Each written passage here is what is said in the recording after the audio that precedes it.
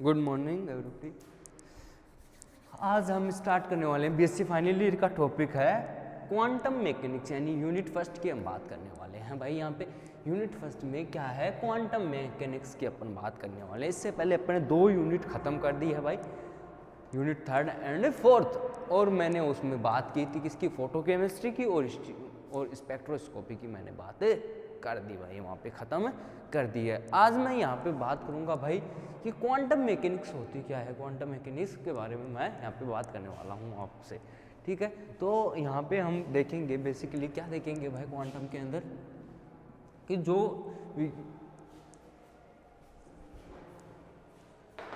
तो यहाँ पे मैं क्या बता रहा हूँ तुम्हारे को क्वांटम मैकेनिक्स के अंदर कि यहाँ पे अपन क्या देखेंगे कि विज्ञान की वह शाखा, या अपन बोले तो केमिस्ट्री के अंदर विकिरण तरंग गुण के साथ साथ यहाँ पे कणीय व्यवहार भी करते हैं। यानी कि तरंग का मतलब वेव के साथ वो क्या करते हैं, पार्टिकल्स के बारे में भी डिस्कस करेंगे भाई, ठीक है भाई। यहाँ पे पार्टिकल्स के बारे में भी अपन डिस्कस करने वाले हैं। तो पार्टिकल्स क्या होता है भाई, और यहाँ पे तरंग के गुणों के साथ साथ अगर अपन बोलना चाहें यहाँ पे क्या डेफिनेशन बोलेंगे क्वांटम मैकेनिक्स की, विज्ञान की वह शाखा जिसमें विकिरण के तरंग गुण के साथ साथ यहाँ पे कणीय व्यवहार का अध्ययन किया जाता है, क्वांटम यांत्रिकी कहलाता है। क्वांटम यांत्रिकी कहलाती है।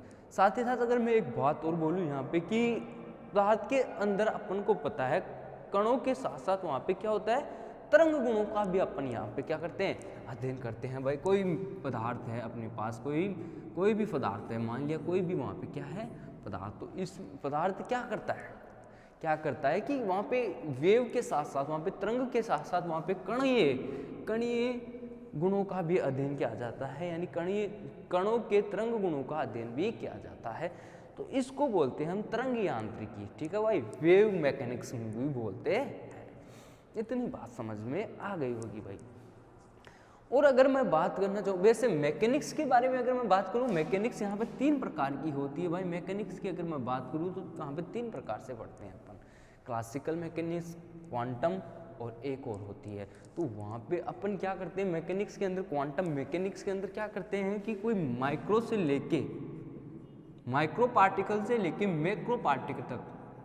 मैक्रो पार्टिकल तक इन सारे मॉलिक्यूल्स के बारे में उनकी स्टडी करते हैं, तो उस चीज़ को बोलते हैं अपन क्वांटम मैकेनिक्स या क्लासिकल मैकेनिक्स। अब बात करूँ क्वांटम और क्लासिकल की, तो क्लासिकल में तो अपन पढ़ेंगे इसको माइक्रो पार्टिकल्स को, जबकि क्वांटम में पढ़ते अपन मैक्रो पार्टिकल्स को, यानी कि थोड़े बड़े मॉलिक्यूल्स के बारे में अपन चर्चा करते हैं भाई क्वांटम के अंदर। इतनी बात आपको समझ में आ गई हो गई भाई। अब एक बात और होती है यहाँ पे कि जो कोई पदार्थ है वो क्या करता है, 2 तरीके से बिहेव करता है। जो कोई पदार्थ है वो क्या करता है भाई, 2 तरीके से वो क्या करता है, बिहेव करता है, या तो वेव के रूप में, तरंग के रूप में, या पार्टिकल्स के रूप में।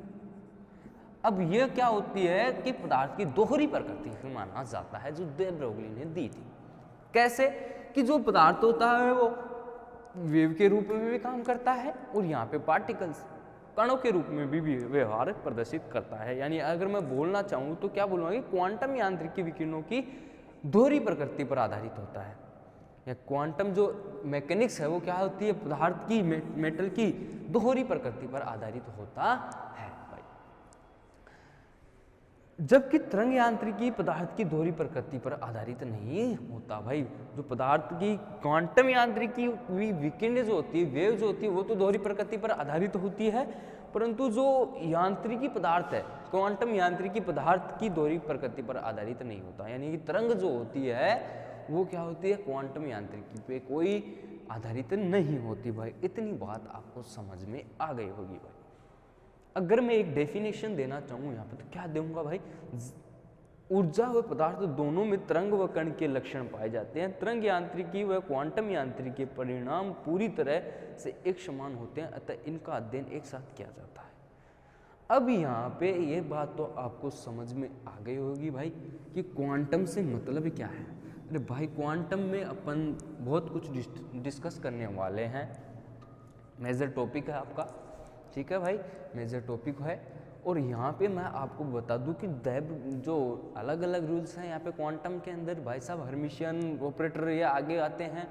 और उसके साथ साथ अपन यहाँ पे डिस्कस करेंगे कि मॉलिक्यूल्स के अंदर वहाँ पे जो क्वांटम मैकेनिक्स के अंदर कैसे अपन वहाँ पे मॉलिक्यूल्स पार्टिकल जो दे ब्रोगली था उसने कैसे दिया था भाई पदार्थ का क्वांटम सिद्धांत भी आएगा यहाँ पे। क्वांटम सिद्धांत के बात करेंगे फोटो यांत्रिकी के बारे में भी देखेंगे भाई अपन।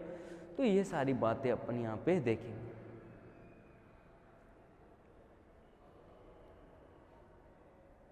अब बात करूंगा मैं एक आपका टॉपिक क्वांटम मैकेनिक्स के बारे में। तो जनरली अगर मैं देखना चाहूँ तो यहाँ पे क्या बताया मैंने क्वांटम मैकेनिक्स के अंदर कि विज्ञान की वह शाखा जिसमें विकिरणों के तरंग गुणों के साथ साथ कणीय व्यवहारों का भी अध्ययन किया जाता है उसको बोलते हैं हम क्वांटम मैकेनिक्स। ठीक है भाई।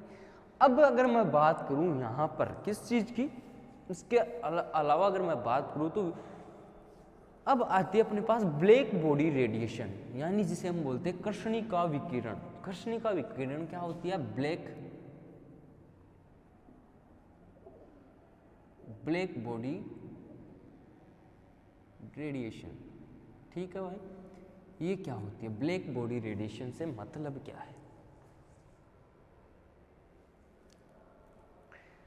क्या होता है कि जो ब्लैक बॉडी रेडिएशन है यानी मतलब कर्षणिका, या जैसे बोलते हैं कर्षणिका का मतलब होता है काला रंग, वैसे ब्लैक। तो कोई भी ब्लैक बॉडी है, ठीक है भाई, कोई भी ब्लैक बॉडी है तो उसमें क्या होता है जैसे ही अपन वहां पे क्या डालेंगे भाई, रेडिएशन डालेंगे।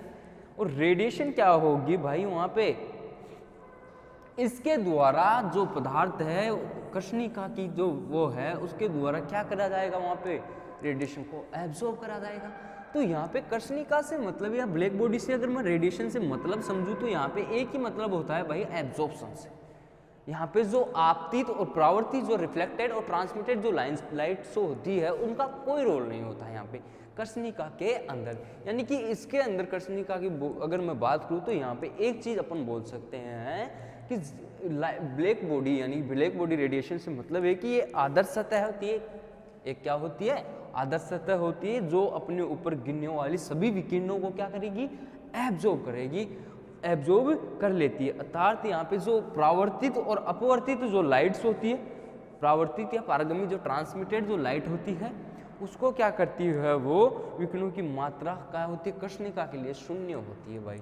यानी कि अगर मैं लिखना चाहूँ रिफ्लेक्टेड प्लस यहाँ पे ट्रांसमिटेड, तो यहाँ पे क्या होती है कर्षणिका के लिए 0 होती है, जबकि यहाँ पे एब्जॉर्प्शन जो होता है वो ही कर्षणिका के लिए मान्य होता है। यानी कि अगर मैं बात करूँ ब्लैक बॉडी रेडिएशन से मतलब क्या है, तो कोई प्लेट है, पदार्थ की प्लेट, और ठीक है भाई ब्लैक बॉडी है, उस पर अगर मैं रेडिएशन डालता हूँ वहाँ पे, तो वहाँ पे होता क्या है, जो पारगमित और परावर्तित जो लाइट्स होती है उनका मान तो कर्षणिका के लिए 0 होता है क्योंकि ये आदर्श प्लेट होती है एक। लेकिन जो एब्जॉर्ब करी जाती है वो क्या होती है कर्षणिका के लिए, ब्लैक बॉडी रेडिएशन के लिए क्या होती है भाई, इंपॉर्टेंट होती है, या अपन बोल सकते हैं पूरी तरह अवशोषित कर लेती है। कोई भी सतह इस प्रकार के विकिरणों को अवशोषित नहीं करती, इस कारण इसे आदर्श कर्षणिका का नाम दिया गया है भाई। कि कोई भी जो होती है सतह विकिरणों को अवशोषित नहीं करती। अब देखिए अपन क्या बताते हैं, एक बात बताता हूं मैं आपको भाई। यहाँ पे एक मान लिया ये अपन ने कोई कर्षणिका की प्लेट ली है, कुछ इस तरीके का कर्षणिका का छिद्र, ठीक है भाई। इस तरीके की कुछ अपने पास कर्षणिका है और ये क्या है यहाँ पे फॉर एग्जाम्पल छिद्र है, ये क्या है ब्लैक बॉडी रेडिएशन। अब क्या होगा, होता क्या है कि जब इस पे अपन लाइट डालेंगे, ठीक है भाई, लाइट डालेंगे तो ये तो क्या है भाई यहाँ पे अवशोषित पदार्थ मान लेते हैं, एब्जॉर्प्शन पदार्थ, एब्जॉर्ब पदार्थ, अवशोषित पदार्थ है। तो अब यहाँ पे मैं क्या बोलूंगा कि कर्षणिका जो होती है ब्लैक बॉडी वो गोलाकार होती है पहली बात तो, जिसकी आंतरिक सतह पर क्या होता है अवशोषित पदार्थ उपस्थित होते हैं। आंतरिक सतह पर यहाँ पे क्या होते हैं अवशोषित होते हैं क्या पदार्थ के कारण। तो इसमें एक छिद्र होता है ये छिद्र, और इसमें मैंने क्या बताया कि अवशोषित पदार्थ होते हैं, अवशोषित ये पदार्थ होते हैं, इसके द्वारा जो पदार्थ ऑब्जॉर्व किया गया वो होता है। तो यहाँ पे जो इसका जो व्यास होता है, इस छिद्र का व्यास ये क्या होता है 1/20वां भाग, 1/20वां भाग। अगर मैं बात करूं क्या 1/20वां भाग जो होता है इसका व्यास होता है इस छिद्र का, ठीक है भाई। इतना होल होता है, जिस वजह से यहाँ पे जब रेडिएशन डालता हूँ मैं किसी पदार्थ की, तो वो पदार्थ को क्या करेगी एब्जॉर्ब कर लेगी अपने ऊपर। भाई काले रंग का ज़्यादा जो होता है वो लाइट को क्या करता है ज़्यादा एब्जॉर्ब करता है। तो यहाँ पे जो मैं पदार्थ की बात करूँ एब्जॉर्प्शन पदार्थ, यहाँ पे जो ट्रांसमिट और जो रिफ्लेक्टेड लाइट होती है उसका लिए तो कर्षणिका की वैल्यू 0 होती है, लेकिन अगर एब्जॉर्प्शन पदार्थ की वैल्यू देखूंगा तो मैं ज़्यादा से ज़्यादा अवशोषित करी जाती है भाई एब्जॉर्प्शन। रिफ्लेक्ट और ट्रांसमिट लाइट बहुत कम मात्रा में करी जाती है, यानी कि नेगलेक्ट यानी कि शून्य अपन बोल सकते हैं। अब अगर नेक्स्ट बात मैं करूँ, जैसे ही अब छिद्र के द्वारा अंदर जैसे ही यहाँ पर रेडिएशन डाली जाएगी या कोई विकिरण डाली जाएगी इस छिद्र के द्वारा, जब भी कोई रेडिएशन डाली जाएगी यहाँ से, तो होता क्या है कि यहाँ पे जैसे ही मैंने डाली यहाँ पे क्या होगा बार बार या तो अवशोषण होगा या रिफ्लेक्शन होगा। क्या होगा जैसे जैसे मैं यहाँ पे रेडिएशन डालूंगा तो यहाँ पे होगा क्या, या तो क्या होगा ट्रांसमिट या परावर्तन जिसे बोलते हैं, या तो क्या होता है बार बार परावर्तन, या क्या हो अवशोषण। अरे भाई जब जैसे जैसे मैं रेडिएशन डालूंगा यहाँ पर, जैसे जैसे मैं यहाँ पे रेडिएशन डालूंगा तो होगा क्या कि या तो बार बार अपवर्तन हो या बार बार परावर्तन हो। तो इस प्रोसेस को अपन क्या बोलेंगे, या अपवर्तन हो परावर्तन हो अवशोषण हो। तो यहाँ पे जैसे जैसे अवशोषण होगा यहाँ पे पदार्थ क्या करेगा एब्जॉर्प्शन की क्रिया करेगा।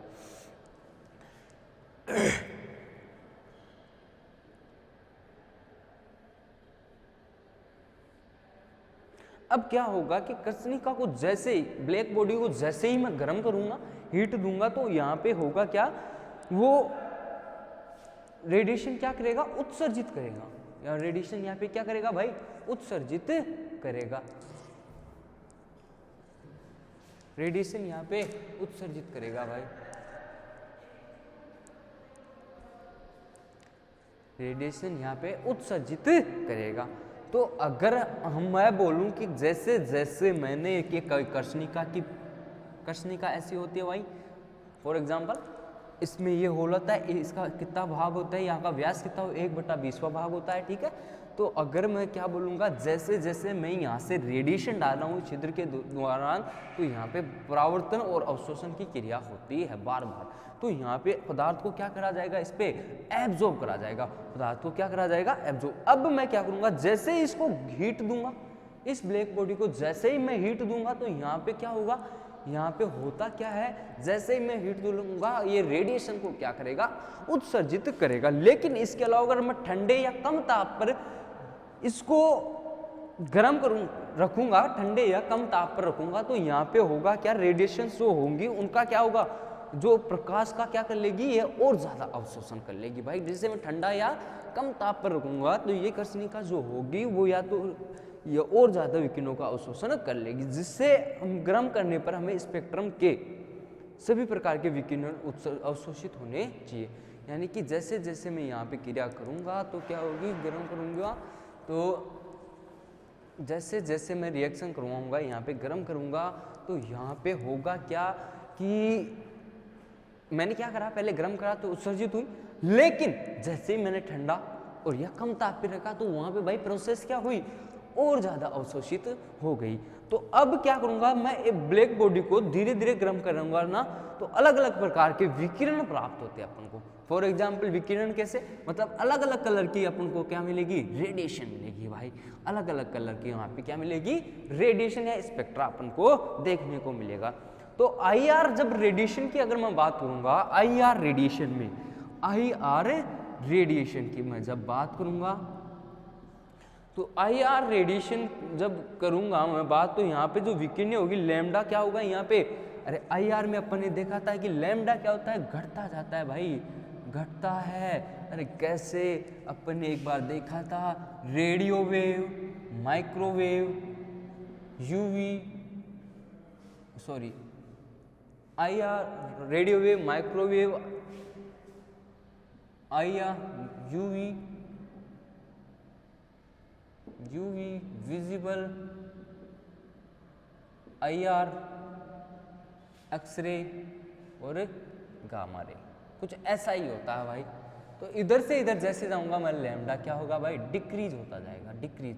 तो IR देखो भाई यहाँ पे क्या हो रहा है, डिक्रीज हो रहा है। रेडियो वेव में जब मैं बात करूंगा तो यहाँ पे लैम्डा क्या होता है, डिक्रीज। इस वजह से अगर घटता है और ऊर्जा यहाँ पे क्या होगी, अरे भाई इधर से इधर लैम्डा से तो क्या हो रहा है, डिक्रीज, लेकिन एनर्जी क्या होती है, इंक्रीज। तो यहाँ पे एनर्जी क्या हो रही है, इंक्रीज हो कर रही है भाई। तो अब क्या होगा, जैसे ही लैम्डा डिक्रीज होगा IR में तो एनर्जी इंक्रीज होगी। एनर्जी इंक्रीज होगी तो विभिन्न प्रकार के उत्सर्जन मिलेंगे अपन को, या विभिन्न प्रकार के लाइंस अपन को मिलती है। फॉर एग्जांपल कैसे, याद रखना VIBGYOR, कुछ ये 7 कलर्स होते हैं भाई, विग वियोर जिन्हें अपन बोलते हैं। तो अगर मैं बात करूं तो इधर से इधर जब मैं जाऊंगा, लैम्डा क्या होता है भाई, इंक्रीज करता है और एनर्जी जो होती है वो डिक्रीज करती है। और इसके अगर इधर जाऊंगा तो जो एनर्जी होती है वो इंक्रीज होती है एंड लैम्डा जो होता है डिक्रीज करता है। ये बातें आप याद रखना भाई। अगर मैं यहाँ पे बात करूँ किस चीज की, अब देखो IR रीजन या अल्ट्रावायलेट रीजन अपन देखते हैं, ठीक है।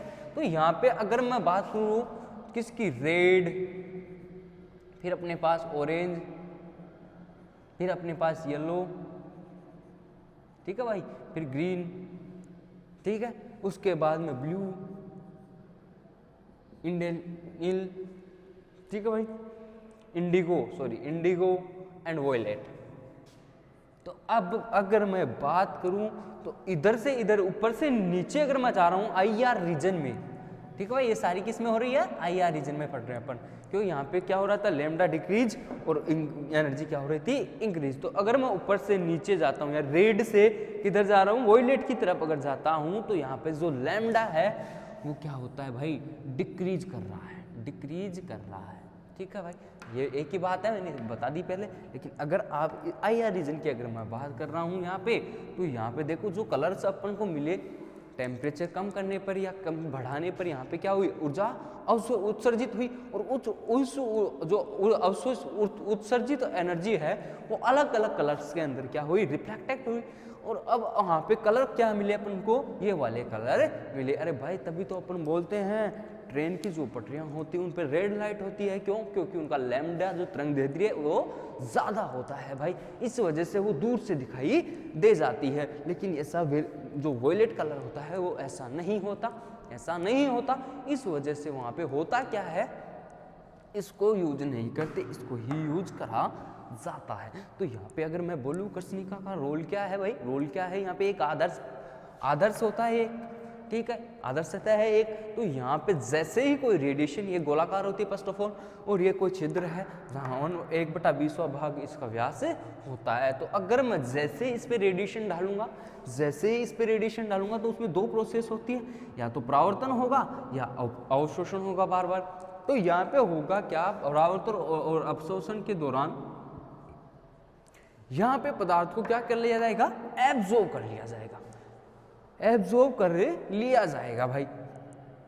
अगर मैं बात करूं यहाँ पे एब्जॉर्प्शन के बाद, अगर मैं बात करूं कि जैसे मैं जो कर्षणिका या ब्लैक बॉडी अपने पास है उसको मैं हीट कर रहा हूँ, रेडिएशन दे रहा हूँ और हीट करे जा रहा हूँ, तो वहाँ पे क्या होगा, उसके दौरान वहाँ पे उत्सर्जन की क्रिया स्टार्ट हो जाएगी। उत्सर्जन कैसे, जैसे ही उत्सर्जित होगी, और जैसे मैं किसी चीज़ को गर्म करूंगा, पानी को भी गर्म करूंगा तो उससे भाप निकलती है, तो वैसे ही जब मैं इसको हीट दूंगा तो यहाँ पे क्या होगा, उत्सर्जन होने लग जाएगा।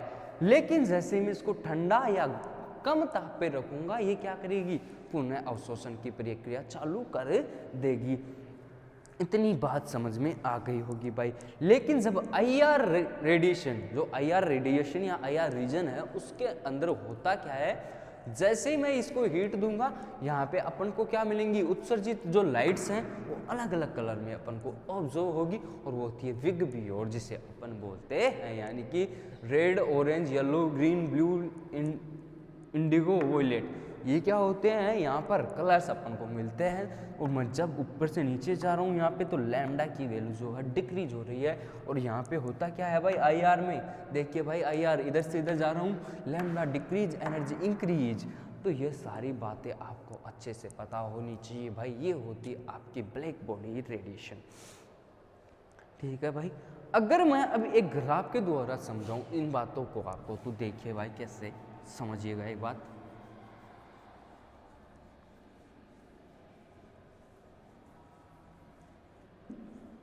देखना भाई, देखना यहाँ पे अच्छे से एक बार।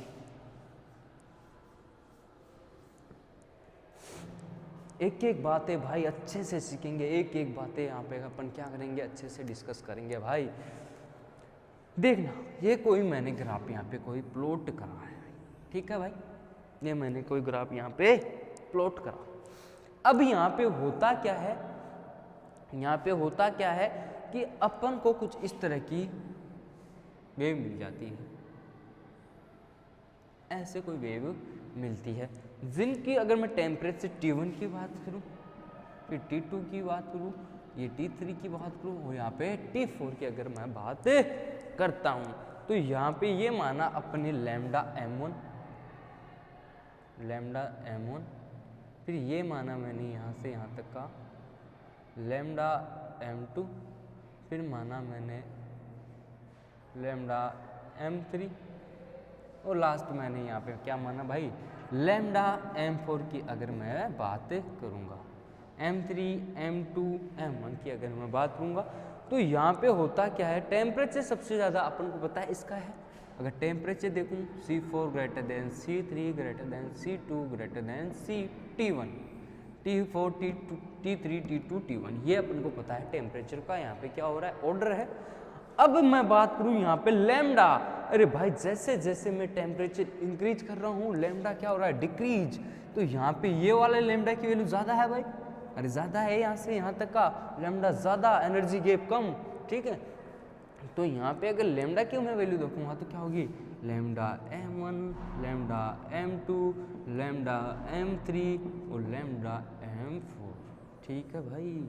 इतनी बात, अरे भाई जैसे जैसे टेम्परेचर इंक्रीज कर रहा था मैं, लैम्डा क्या हो रहा था, डिक्रीज। तो यही कॉन्सेप्ट है यहाँ पे, लैम्डा क्या हो रहा है, डिक्रीज। तो अपन क्या बोल सकते हैं, जो उत्सर्जित विकिरण की ऊर्जा और तापक्रम के मध्य जब स्टीफन के नियम द्वारा प्रदान किया जाता है, मतलब यहाँ पे एक स्टीफन वर्ड आएगा आपके, और वो क्या चीज़ है भाई, देखते हैं भाई।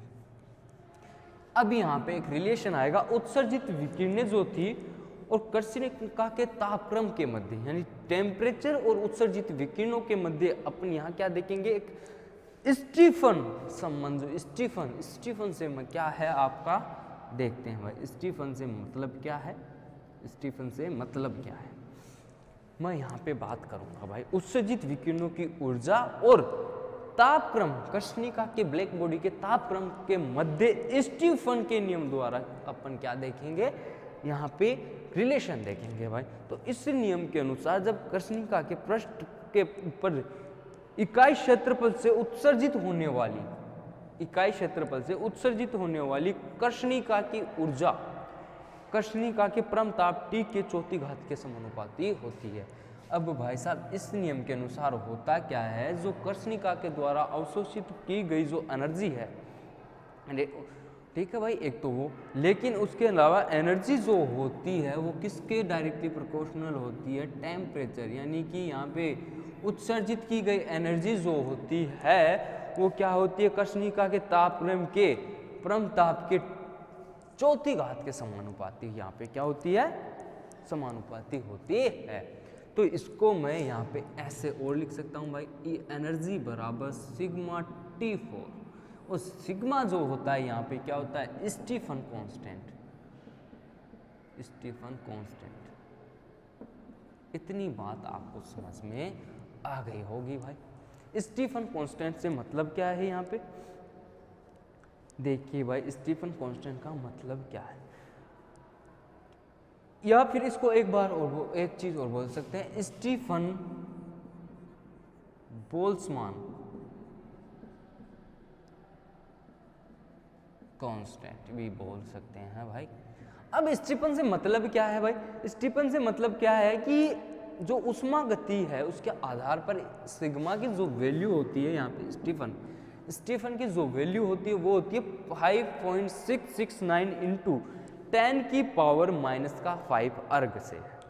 अगर मैं बात करूँ क्या 5.669 इंटू 10 की पावर माइनस 4 अर्ग के यहाँ पे क्या है बराबर होती है भाई, अर्ग की क्या है भाई बराबर होती है। लेकिन अगर इसको जब वोट में लिखूंगा मैं तो 5.669 इंटू 10 की पावर यहाँ पे क्या कर दूंगा, यहाँ पे तो कितना है भाई 4 और यहाँ पे कितना है प्लस का 5 माइनस का 8 यहाँ पे थोड़ी सी मिस्टेक है भाई, माइनस का 5 और माइनस का 8 ये किस में आई थी वोट में,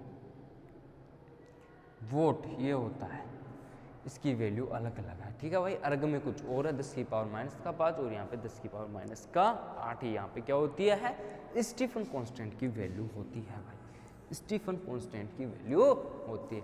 मतलब क्या हुआ भाई यहाँ पे जैसे मैंने ये ग्राफ देखा तो यहाँ पे अपन को क्या मिला, जो एनर्जी है उत्सर्जित जो एनर्जी है वो क्या होती है, जो कृष्णिका की बॉडी है उसके द्वारा जो क्या करा गया टेम्परेचर परमताप किस चौथी घात के यहाँ पे क्या है डायरेक्टली प्रोपोर्शनल है। तो यहाँ पे जो एनर्जी का फॉर्मूला आएगा वो एनर्जी बराबर सिग्मा T4 टी सिग्मा जो है स्टीफन कांस्टेंट है और इसकी वैल्यू जो होती है 5.669 इंटू 10 की पावर माइनस का 5 अर्ग या 10 की पावर माइनस का 8 होता है भाई।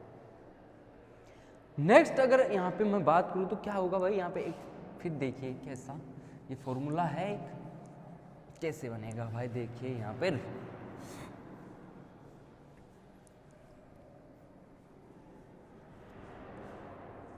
देखना भाई,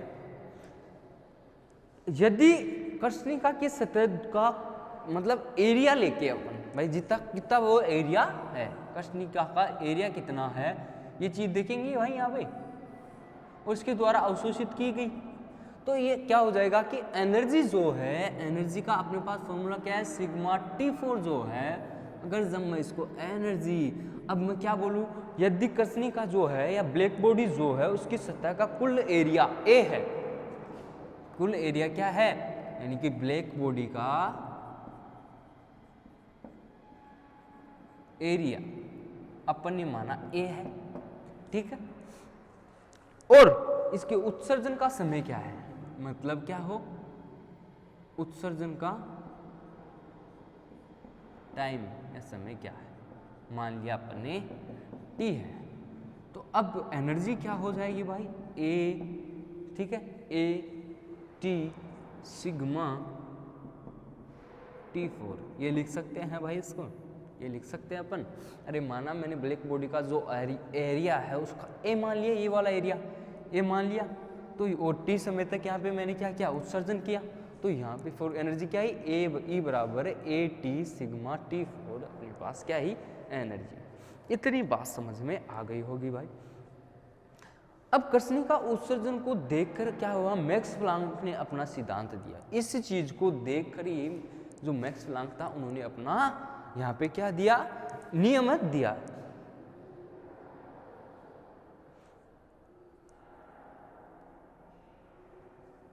अब क्या हुआ अकॉर्डिंग टू मैक्स प्लांक क्या होगा यहाँ पे देखिए भाई,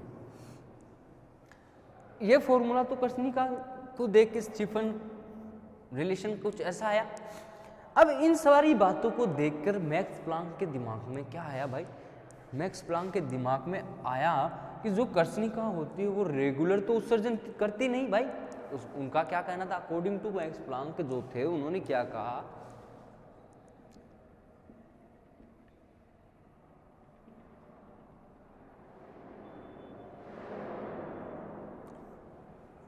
अकॉर्डिंग टू मैक्स प्लांक जो थे उन्होंने क्या कहा भाई, उन्होंने ये कहा कि भाई मैक्स प्लांक के अकॉर्डिंग क्या होता है कि जो कृष्णिका अपनी थी वो क्या है रेगुलर तो उत्सर्जन करती नहीं है, रेगुलर तो उत्सर्जन करती नहीं है भाई, ऐसा तो है नहीं कि वो हर वक्त उत्सर्जन ही करती रहे।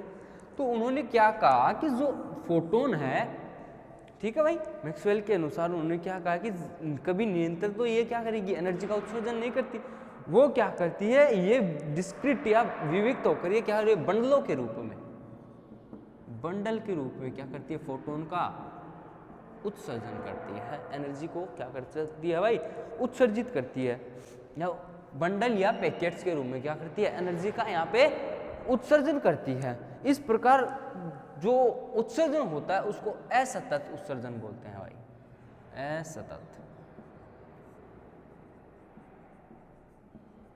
मतलब कि भाई असतत का मतलब कंटिन्यू जो हो रहा था, कृष्णिका क्या करती है, फोटोन या एनर्जी का जो उत्सर्जन करती है वो क्या करती है, बंडल्स के रूप में, पैकेट के रूप में करती है। तो इस प्रकार उत्सर्जन को क्या बोलते हैं अपन, असतत उत्सर्जन बोलते हैं। हाँ भाई, अब यहाँ पे अगर मैं बात करूँ बंडल या इससे मतलब क्या है, तो देखिए भाई, देखो भाई,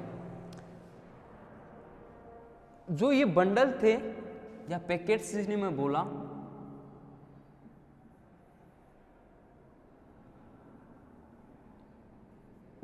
पैकेट मैं बोलता हूं, ठीक है, इनको क्या बोलते हैं, फोटोन। क्या बोलूंगा भाई, फोटोन। फोटोन से मतलब क्या है कि ऊर्जा के बंडल फोटोन कहलाते हैं, यानी ऊर्जा जो है, ऊर्जा के पैकेट जो क्या हैं, फोटोन कहलाते हैं भाई यहाँ पे। ठीक है भाई, इतनी बात समझ में आ गई होगी। और जो इसका मान आता है उसको बोलते हैं क्वांटा, क्वांटा बोलते हैं भाई। फोटोन का जो मान आएगा उसको बोलते हैं क्वांटम या क्वांटा। क्या हुआ कि जो कृष्णिका थी वो एनर्जी रिलीज कर रही है, और एनर्जी जो है वो रिलीज कुछ इस तरह से करती है कि लगातार करती है। तो मैक्स प्लैंक ने क्या कहा कि एनर्जी तो उत्सर्जित करती है, लेकिन वो बंडल या पैकेट्स के रूप में एनर्जी उत्सर्जित करती है, उनको अपन बोलते हैं फोटोन। और उनसे उत्सर्जित होने वाली जो एनर्जी है उनका मान जो होता है उसको बोलते हैं क्वांटम, क्वांटम बोलते हैं। इस वजह से यहाँ पे अपन क्वांटम एनर्जी डिस्कस करेंगे भाई। अब अकॉर्डिंग टू मैक्स प्लैंक क्या था भाई, अकॉर्डिंग टू मैक्स प्लैंक क्या हुआ कि जो क्वांटम का मान आया अपने पास वो क्या था, क्वांटम की जो एनर्जी थी, एनर्जी वो क्या है भाई, डायरेक्टली प्रोपोर्शनल होगी यहाँ पर म्यू, उसकी आवर्ती या उसकी विविक्त आवर्ती या फ्रीक्वेंसी के यहाँ पे क्या होती है, डायरेक्टली प्रोपोर्शनल होती है। According to Max Planck quantum का जब मान करेंगे, क्वांटम जो एनर्जी होती है वो उसकी आवर्ती की क्या होती है, डायरेक्टली प्रोपोर्शनल होती है। और फिर अपन इसको लिखते हैं एच म्यू, और एच म्यू से मतलब क्या है, एच यहाँ पे क्या है, प्लैंक कांस्टेंट। ठीक है भाई, जिसकी वैल्यू होती है एच की 6.625 इंटू 10 की पावर माइनस का 34 जूल पर मोलिक्यूल, जूल पर सेकेंड या जूल सेकेंड इनवर्स। ठीक है भाई, ये इसकी क्या होती है, वैल्यू होती है। अब मैं इसको एक तरीके से और लिखा था भाई एक बार, C अपॉन लैम्डा, यानी कि यहाँ पे म्यू जो होता है वो C अपॉन लैम्डा के बराबर होता है। ये बातें आपको पता होनी चाहिए। तो इसको मैं ऐसे भी लिख सकता हूँ इन्वर्सली प्रोपोर्शनल लैम्डा, कि जब फ्रीक्वेंसी बढ़ेगी तो लैम्डा डिक्रीज होगा भाई। ये रिलेशन है भाई, ये रिलेशन है according to Max Planck. According to Max Planck क्या हुआ, क्वांटम जो थ्योरी थी। अब यहाँ पे मैक्सवेल का अपन ने क्या देखा भाई, लो देखा। तो मैक्सवेल के अकॉर्डिंग क्या था कि जो एनर्जी थी वो क्या हो रही थी, फोटोन उत्सर्जित कर रहा था। वो क्या करता, बंडलों के रूप में या पैकेट्स के रूप में या क्या हो रहा था, उत्सर्जन हो रहा था भाई, उत्सर्जन हो रहा था। अब मैं यहाँ पे अगर तुम्हारे को बताऊं, पैकेट्स के रूप में जो हुई एनर्जी वो क्या है, अकॉर्डिंग टू मैक्स प्लैंक क्या होगी भाई, क्वांटम के लिए एनर्जी वो होगी उसकी फ्रीक्वेंसी के डायरेक्टली प्रोपोर्शनल होगी भाई। तो यहाँ पे मैंने एनर्जी बराबर एच में लिखा, एच जो है मैंने डायरेक्टली प्रोपोर्शनल को हटाने के लिए लिखा। तो यहाँ पे एच की वैल्यू जो आई भाई वो कितनी होती है, 6.62 इंटू 10 की पावर माइनस का 34 जूल पर सेकेंड इनवर्स होती है। इतनी बात आपको समझ में आ गई हो गई भाई अच्छे से।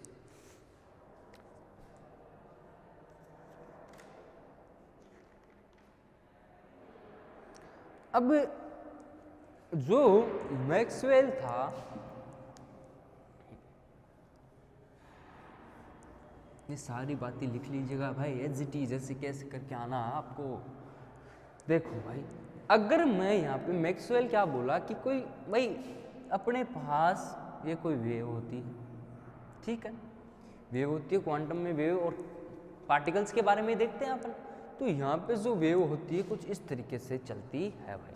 तो मैक्सवेल ने जो कहा कि जो कर्षणिका थी या ब्लैक बॉडी जो थी अपने पास, वो क्या करती है, क्या करती है भाई, कंटिन्यू क्या करती है, फोटोन या पैकेट्स के रूप में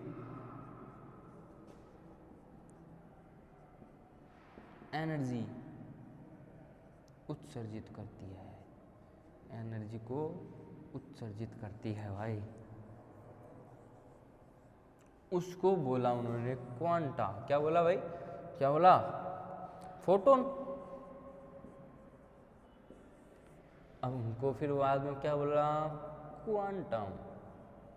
तो ये सारी बातें मैक्सवेल ने बताई थी भाई। तो आपको इतनी बात समझ में आ गई हो गई। अगर आप लिखना चाहो तो इसमें क्या लिखोगे भाई,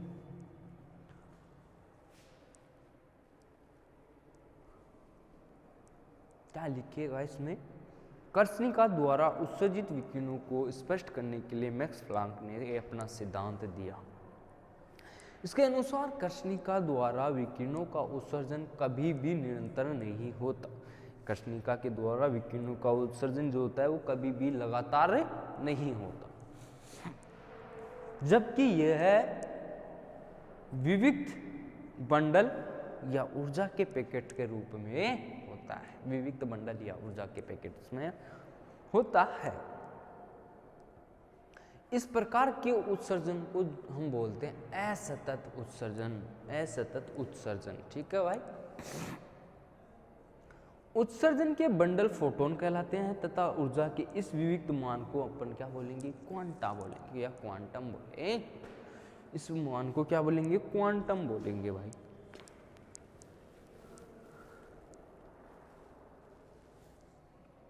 ठीक है भाई।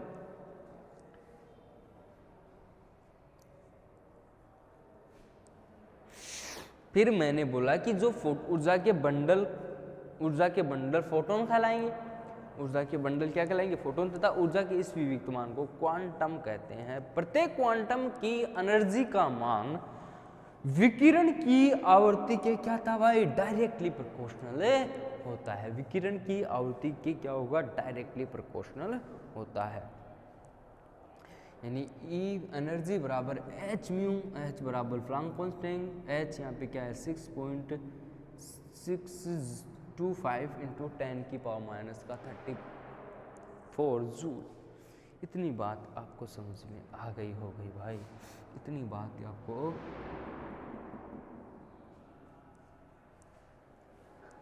अब फिर यहाँ पे इसको खत्म होने के बाद में क्या लिखेंगे कि मैक्स प्लांक की क्वांटम थ्योरी कर्षणिका के एनर्जी डिस्ट्रीब्यूशन को पूरी तरह समझाने में सक्षम है, जिससे क्वांटम थ्योरी की पुष्टि हो जाती है। इस थ्योरी के आधार पर प्रकाश विद्युत प्रभाव और कोम्पटन प्रभाव इत्यादि को समझाना संभव है, जिसे क्लासिकली यांत्रिकी से नहीं समझाया जा सकता। मैंने बताया था भाई, जो यहाँ पे क्वांटम यांत्रिकी से अपन किसको समझाएंगे भाई, फोटो इलेक्ट्रिक इफेक्ट और कोम्पटन प्रभाव को अपन यहाँ पे समझाएंगे। फोटो इफेक्ट और कोम्पटन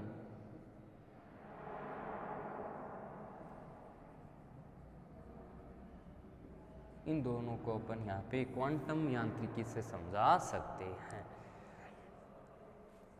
ठीक है भाई, इतनी बात आपको समझ में आ गई होगी भाई, इतनी बात समझ में आ गई होगी। अब नेक्स्ट अगर अपन चर्चा करें तो किसके बारे में देखेंगे भाई, फोटो इलेक्ट्रिक इफेक्ट के बारे में अपन चर्चा करेंगे। फोटो इलेक्ट्रिक इफेक्ट क्या होता है भाई, इसके महत्वपूर्ण कुछ फॉर्मूला देखेंगे। फोटो इलेक्ट्रिक इफेक्ट क्या है और प्रकाश विद्युत प्रभाव के प्रमुख लक्षण क्या है, करेक्टरिस्टिक्स क्या क्या है इसके, ये अपन चर्चा करेंगे भाई यहाँ पे।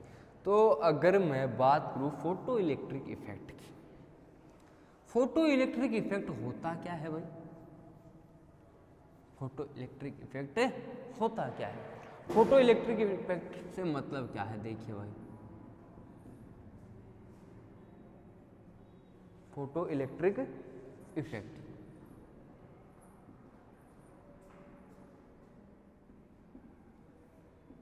देखिए भाई यहाँ पे होगा क्या कि कोई धातु की यहाँ पे क्या है, प्लेट है, सतह है, मान लो सतह है, ठीक है।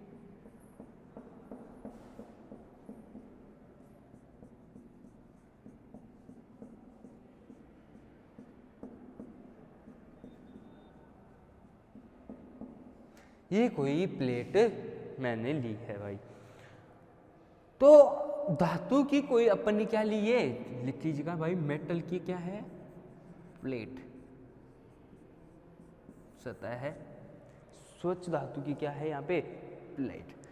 तो इस पे जब मैं कोई निश्चित रंग दैर्ध्य वाला प्रकाश डालूंगा, निश्चित रंग दैर्ध्य से मतलब क्या, लैम्डा, यानी कोई निश्चित लैम्डा वाला क्या डालूंगा, फोटोन डालूंगा, प्रकाश डालूंगा भाई, ठीक है भाई, यहाँ पे क्या डालूंगा, फोटोन डालूंगा, तो उससे इलेक्ट्रॉन क्या होंगे भाई, उत्सर्जित होंगे, इलेक्ट्रॉन क्या होंगे, उत्सर्जित होंगे भाई। अरे क्या बोला मैं कि जब धातु की स्वच्छ प्लेट पर एक जब निश्चित तरंगदैर्ध्य वाला प्रकाश डाला जाता है, निश्चित तरंगदैर्ध्य वाला जब प्रकाश डाला जाता है, उससे इलेक्ट्रॉन क्या होते हैं, उत्सर्जित होने लगते हैं, और इलेक्ट्रॉन उत्सर्जित होते हैं, इससे प्रभाव को प्रकाश विद्युत प्रभाव बोला जाता है। प्रकाश विद्युत प्रभाव किसे बोला जाएगा भाई,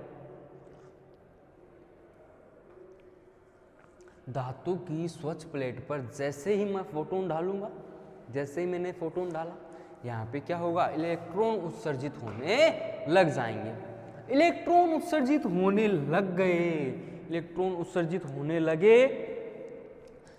उस प्रभाव को क्या बोलेंगे अपन, फोटो इलेक्ट्रिक इफेक्ट, प्रकाश विद्युत प्रभाव।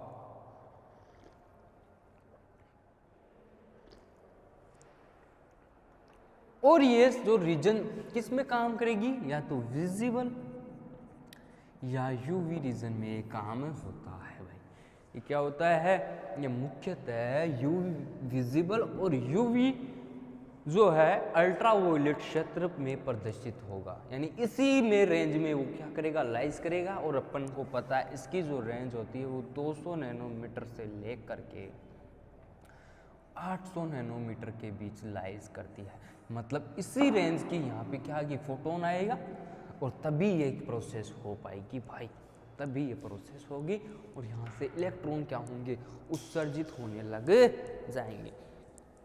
इस प्रभाव को बोलते हैं अपन photo electric effect. Photo electric effect किसे बोलेंगे, जैसे ही मैंने कोई स्वच्छ धातु की प्लेट पर, शुद्ध धातु की प्लेट पर क्या करी, फोटोन डाला, उससे वहाँ से क्या हुआ, इलेक्ट्रॉन उत्सर्जित हुआ, और इस प्रोसेस को बोलते हैं फोटो इलेक्ट्रिक इफेक्ट। अरे मतलब एक तरीके की विद्युत उत्पन्न हो गई भाई सतह से, अरे फोटोन डाला, इलेक्ट्रॉन गया, प्रोसेस हुई, उसको बोलते हैं अपन विद्युत प्रकाश विद्युत प्रभाव।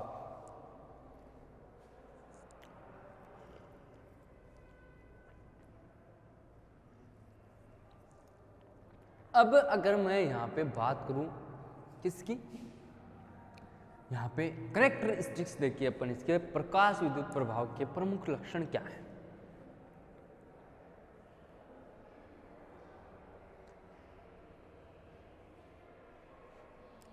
यानी कि प्रकाश विद्युत जो प्रभाव है, प्रकाश विद्युत प्रभाव में क्या करेंगे, यहाँ पे एक निश्चित आवृत्ति वाली ही क्या करें, विकिरण यूज करेंगे। अगर मैं क्या बोलूं भाई, निश्चित आवर्ती वाली विकिरण से ये क्या होगा, संभव होगा, जिसे अपन क्या बोलते हैं, दहली आवर्ती, यानी इसको क्या बोलते हैं, दहली आवर्ती बोलते हैं। ठीक है भाई। अरे मतलब जो अपन फोटो इलेक्ट्रिक इफेक्ट कराएंगे वो क्या होगा, एक निश्चित जो होगा निश्चित आवर्ती वाली जो विकिरण होगी उसी के द्वारा संभव होगा। और इस आवर्ती को अपन क्या बोलेंगे? दहली आवर्ती। निश्चित आवर्ती को क्या बोलेंगे? दहली आवर्ती। और इस विकिरण की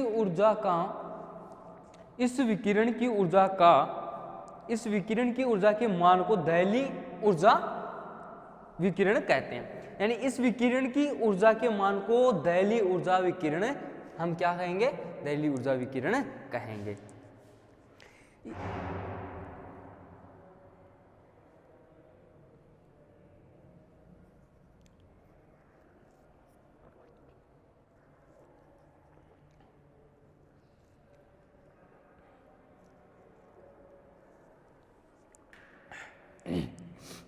अब देखिए भाई, यहाँ पे होगा क्या? फर्स्ट पॉइंट क्या होगा? प्रकाश विद्युत प्रभाव के लक्षण में फर्स्ट प्रभाव अपन देखेंगे तो क्या होगा? फर्स्ट पॉइंट कि कोई मैंने जो यहाँ पे लाइट या फोटोन डाला वो निश्चित आवर्ती का होना चाहिए, पहली बात। और निश्चित आवर्ती वाली जो विकिरण होगी उसको बोलते हैं दहली आवर्ती। ठीक है भाई, उसको बोलते हैं अपन दहली आवर्ती। और इस विकिरण के मान को, इस दहली आवर्ती के विकिरण मान को ही दहली ऊर्जा बोलेंगे अपन, दहली ऊर्जा। ठीक है भाई, दहली ऊर्जा। अगर इसका मान, अगर दहली ऊर्जा के मान से कम या ज्यादा होता है तो वहां पे फोटो इलेक्ट्रिक जो होगा इफेक्ट, फोटो इलेक्ट्रिक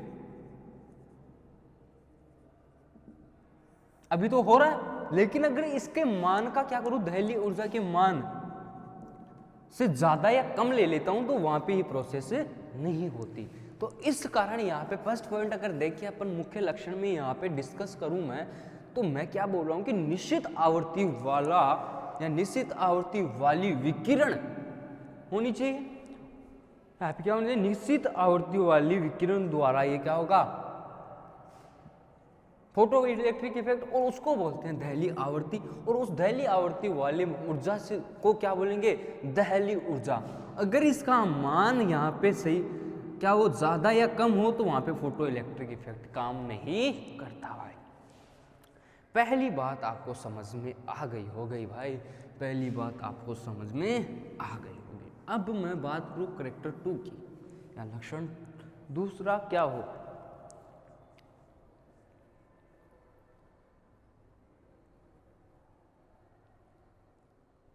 अब क्या हो? दहली जो आवर्ती थी, सेकंड अगर मैं बात करूं जो दहली आवर्ती है, ठीक है भाई, जो दहली आवर्ती है यहां पर उसकी आवृत्ति बढ़ा दूं मैं, यानी कि यहां पे जो अपन ने क्या ली दहली आवृत्ति, अगर मैं उसकी आवृत्ति को क्या कर दूं? इंक्रीज कर दूं। बढ़ाने पर यहां पे क्या होगा? फोटोन्स की क्या होगी? ऊर्जा बढ़ जाएगी। दहली आवृत्ति की इंक्रीज कर दूं मैं ऊर्जा को, तो यहाँ पे जो फोटोन है, फोटोन की जो एनर्जी है, ऊर्जा है, वो क्या हो जाएगी भाई? बढ़ जाएगी। फोटोन की क्या होगी? एनर्जी यहाँ पे क्या कर जाएगी? इंक्रीज कर जाएगी, जिससे उत्सर्जित होने वाले इलेक्ट्रॉन जो है उनकी गतिज ऊर्जा भी क्या होगी भाई? बढ़ जाएगी। जो गतिज ऊर्जा, काइनेटिक एनर्जी है, वो भी क्या होगी? बढ़ जाएगी। अगर मैं दूसरे पॉइंट की बात करूं तो यहाँ पे मैं क्या बोलूंगा भाई? जैसे ही मैंने दहली आवर्ती की एनर्जी को इंक्रीज किया, फोटोन की ऊर्जा क्या हुई? इंक्रीज कर गई भाई। और फोटोन की ऊर्जा जैसे ही इंक्रीज करी यहां पे,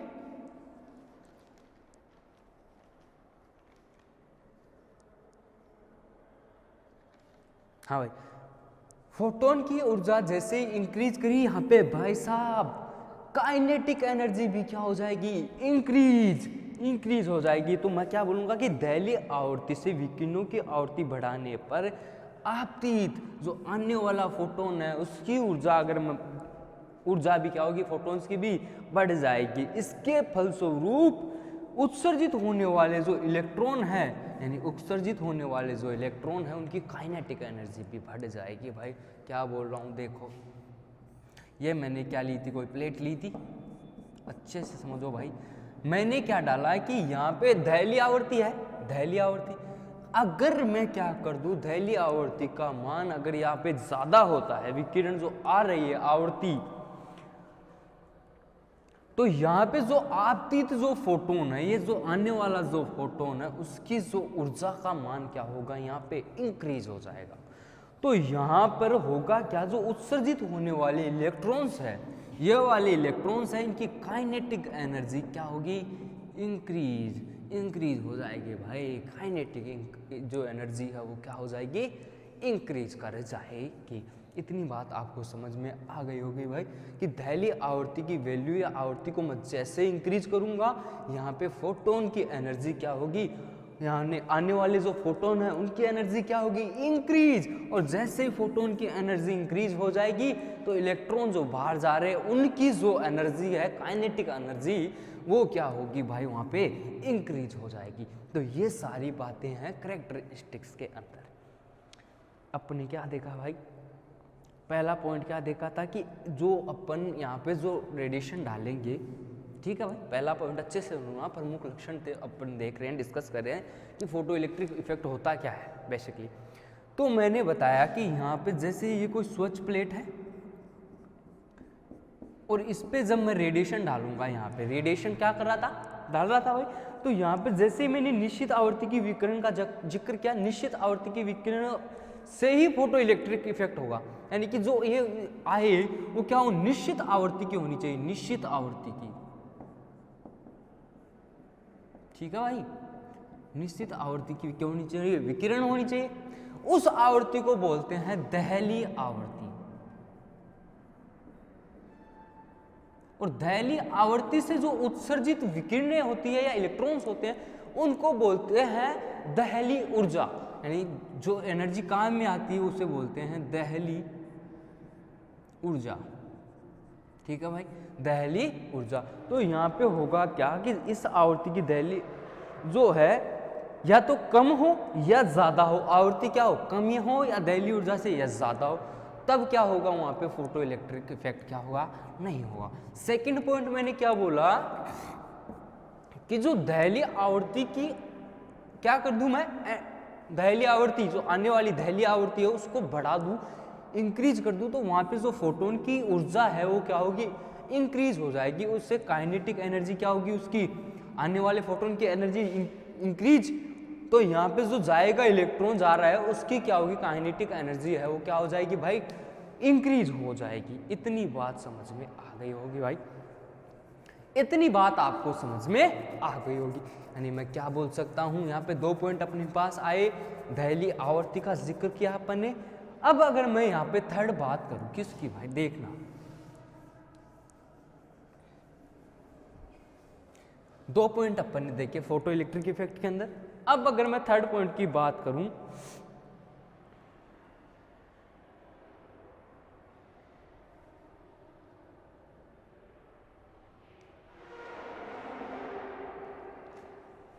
अब यहां पे थर्ड बात अगर मैं करता हूं, यानी कि ये कोई प्लेट है, इस पे अगर आने वाला यानी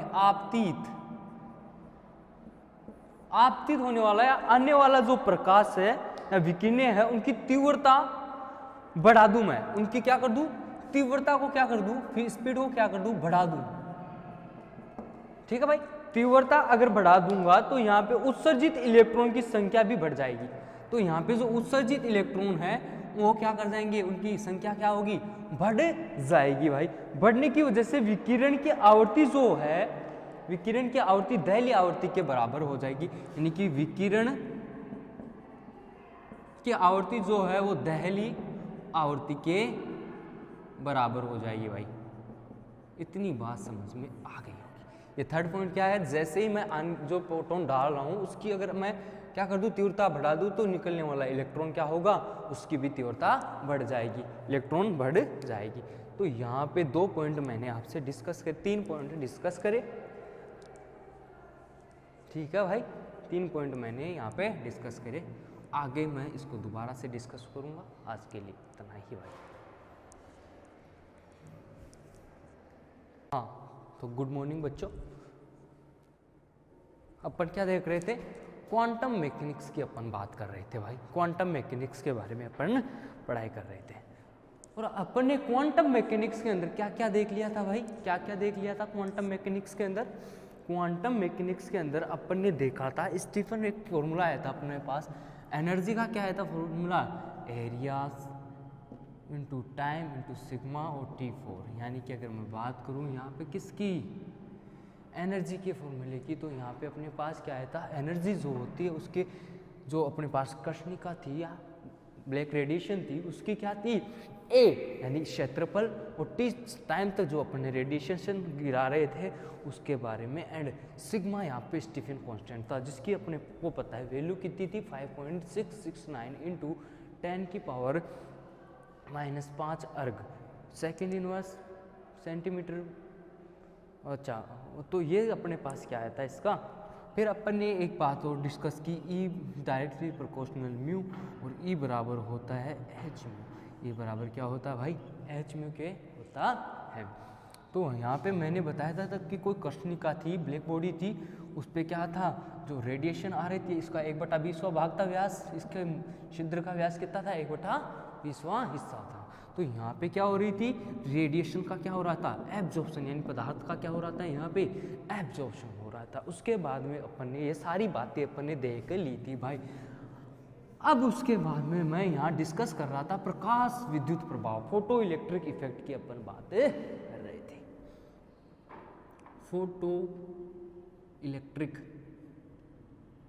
इफेक्ट की बात कर रहे थे भाई। और फोटो इलेक्ट्रिक इफेक्ट क्या होता है, फोटो इलेक्ट्रिक इफेक्ट होता क्या है भाई, ये चीज़ें अपन देखेंगे। कि मैंने बताया था जब कोई अपने पास स्वच्छ धातु की प्लेट थी, स्वच्छ धातु की कोई प्लेट थी भाई, जैसे ही मैंने यहाँ पे कोई रेडिएशन डाली, क्या डाली, फोटोन डाला, फोटोन डाला यहाँ पे, तो यहाँ से क्या हो रहा था, इलेक्ट्रॉन का क्या हो रहा था, उत्सर्जन हो रहा था भाई, इलेक्ट्रॉनों का क्या हो रहा था, उत्सर्जन हो रहा था। यानी कोई स्वच्छ धातु की क्या थी, कोई मेटल की कोई क्या थी, प्लेट थी, और इस पे जब मैं इलेक्ट्रॉन या फोटोन डाल रहा था, फोटोन डाल रहा था,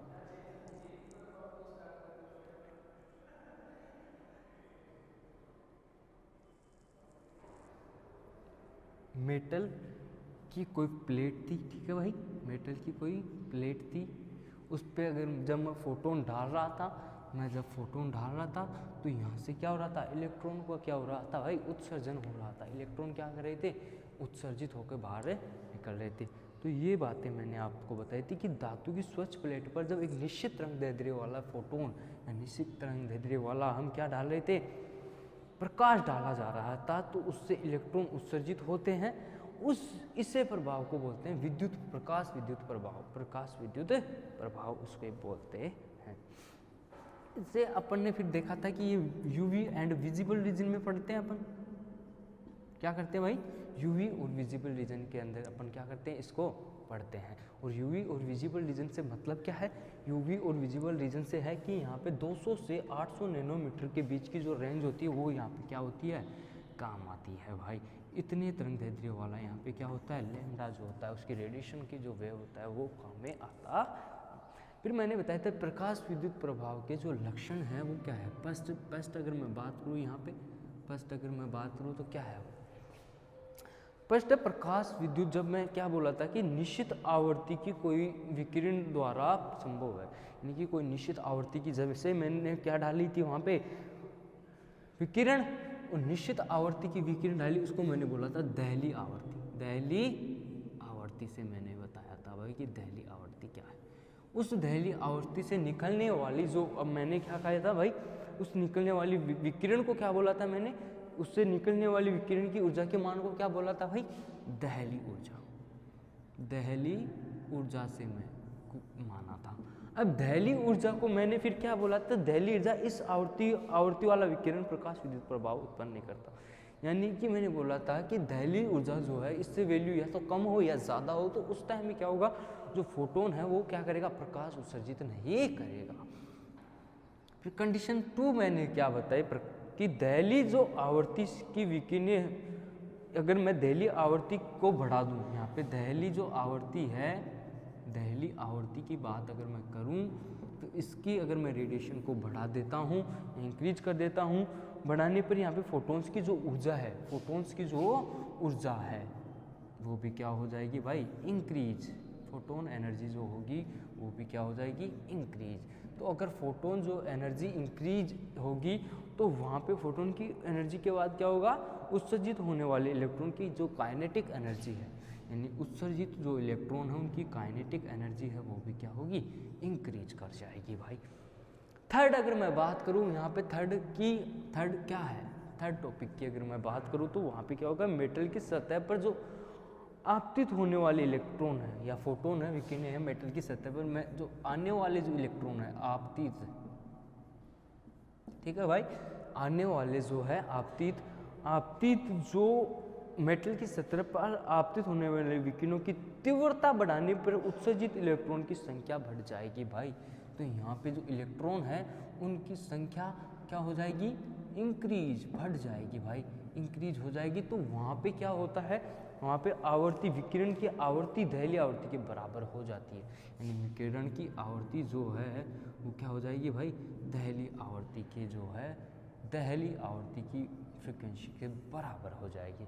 तीन बातें अपन ने डिस्कस कर ली थी। अब मैं फोर्थ बात अगर बताना चाहूँ तो यहाँ पे क्या है भाई, देखिएगा भाई, फोर्थ अगर लक्षण की अपन बात करें यहाँ पे फोटो इलेक्ट्रिक इफेक्ट में, तो फोटो इलेक्ट्रिक इफेक्ट में फोर्थ क्या है,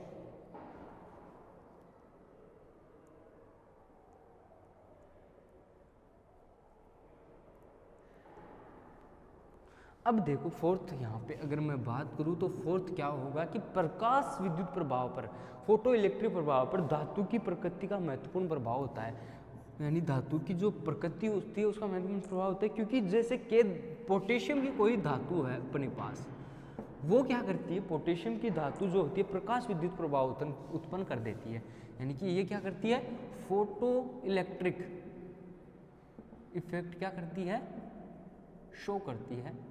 लेकिन यहाँ पे अगर मैं बात करूँ किसकी भाई, जिंक मेटल की, तो जिंक जो मेटल है, Zn जो मेटल है वो क्या करती है भाई, वो क्या करती है, फोटो इलेक्ट्रिक इफेक्ट शो नहीं करती, फोटो इलेक्ट्रिक इफेक्ट शो नहीं कर सकती। यानी कि मैं कह सकता हूँ कि जो धातु है वो क्या हो, फोटो इलेक्ट्रिक शो करे और एक शो नहीं करे, तो उसमें क्या होगा, विद्युत प्रभावी प्रकृति का भी महत्वपूर्ण रोल है यहाँ पे। फोर्थ क्या है कि भाई साहब अगर कोई मेटल जो है वो क्या करे, फोटो इलेक्ट्रिक शो ही नहीं करे, फोटो इलेक्ट्रिक इफेक्ट शो ही नहीं करे, तो वहाँ पे क्या करेगी, वहाँ पे क्या हुआ कि धातु की प्लेट का क्या है, मोस्ट इंपॉर्टेंट रोल होगा फोटो इलेक्ट्रिक इफेक्ट के अंदर। फोटो इलेक्ट्रिक इफेक्ट से मतलब क्या है, समझ में आया होगा भाई आपको। फोटो इलेक्ट्रिक इफेक्ट से मतलब क्या है, ये कोई पोटेशियम की धातु है और ये कोई जिंक की धातु है, तो ये जिंक की धातु तो यहाँ पे फोटो इलेक्ट्रिक इफेक्ट शो नहीं करेगी, लेकिन पोटेशियम की जो धातु है वो क्या करेगी, फोटो इलेक्ट्रिक इफेक्ट शो कर देगी भाई, फोटो इलेक्ट्रिक इफेक्ट शो कर देगी। इतनी बात आपको समझ में आ गई हो गई भाई, इतनी बात आपको समझ में आ गई होगी। नेक्स्ट अगर मैं बात करूँ यहाँ पर, किसकी भाई, अब देखो ये चार बातें अपन ने यहाँ पे फोटो इलेक्ट्रिक इफेक्ट के गुण देखे या लक्षण देखे हैं कि क्या क्या कंडीशंस हो सकती है भाई। पहला क्या देखा भाई कि कोई भी विकिरण की जो आवृत्ति होती है, जो भी कोई भी विकिरण की आवृत्ति है वो क्या करे, यहाँ पर दहली आवृत्ति का काम करे, यानी कि कोई ऐसी निश्चित आवृत्ति की विकिरण जो उसे क्या बोलेंगे, दहली आवृत्ति, और दहली आवृत्ति को ऊर्जा के मान को क्या बोलेंगे अपन, दहली ऊर्जा बोलेंगे। तो दहली ऊर्जा का मान जितना कम और ज़्यादा होगा वहाँ पे क्या होगा, फोटो इलेक्ट्रिक इफेक्ट शो नहीं होगा। समझ रहे हो मेरी बात। फिर मैंने बोली दहली आवृत्ति की से विकिरण की आवृत्ति बढ़ाने पर वहाँ पे जो आपतित फोटोन की ऊर्जा बढ़ती है, यानी दहली आवृत्ति की विकिरण की आवृत्ति अगर मैं बढ़ाऊंगा तो वहाँ पे फोटोन जो है आपतित फोटोन की ऊर्जा क्या होगी, बढ़ जाएगी। ठीक है भाई, फोटोन की आवृत्ति क्या होगी, बढ़ जाती है, जिसके फलस्वरूप उत्सर्जित होने वाले इलेक्ट्रॉन की गतिज ऊर्जा काइनेटिक एनर्जी बढ़ रही थी। थर्ड मैंने क्या बात की कि मेटल की सतह पर आपतित होने वाले विकिरणों की अगर मैं तीव्रता बढ़ा दूं, है ना, तो उत्सर्जित इलेक्ट्रॉन की संख्या भी क्या थी भाई, बढ़ जाएगी। उत्सर्जित इलेक्ट्रॉन की संख्या भी क्या होगी, बढ़ जाएगी। नेक्स्ट फिर मैंने बात की कि जबकि विकिरण की आवृत्ति क्या होगी, यहाँ पे दहलीय आवृत्ति के बराबर हो जाएगी इस कंडीशन में। एंड फोर्थ पॉइंट ये था कि जब ये धातु की जो प्लेट होती है उसका मोस्ट इंपॉर्टेंट रोल होता है फोटो इलेक्ट्रिक इफेक्ट में, क्योंकि पोटेशियम जो धातु होती है वो फोटो इलेक्ट्रिक शो करती है, जबकि यहाँ पे जिंक जो होता है, जिंक मेटल, वो फोटो इलेक्ट्रिक इफेक्ट यहाँ पे क्या करता है, शो नहीं करता है भाई, यहाँ पे फोटो इलेक्ट्रिक इफेक्ट शो नहीं करता है। अब अगर मैं नेक्स्ट बात करूँ यहाँ पे अपने फोटो इलेक्ट्रिक इफेक्ट के नेक्स्ट टॉपिक की, तो फोटो इलेक्ट्रिक इफेक्ट में अपने गुण देखे, कैरेक्टरिस्टिक देखे। अब इस प्रकाश विद्युत प्रभाव की व्याख्या कैसे करें, यानी कि मैं बात करूँ यहाँ पे फोटो इलेक्ट्रिक इफेक्ट की,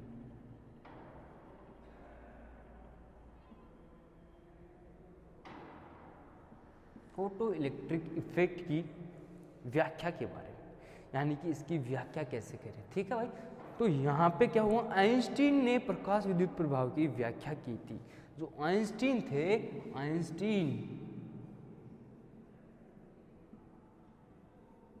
आइंस्टीन जो वैज्ञानिक थे, उन्होंने इस फोटो इलेक्ट्रिक इफेक्ट को क्या किया भाई, उत्पन्न किया।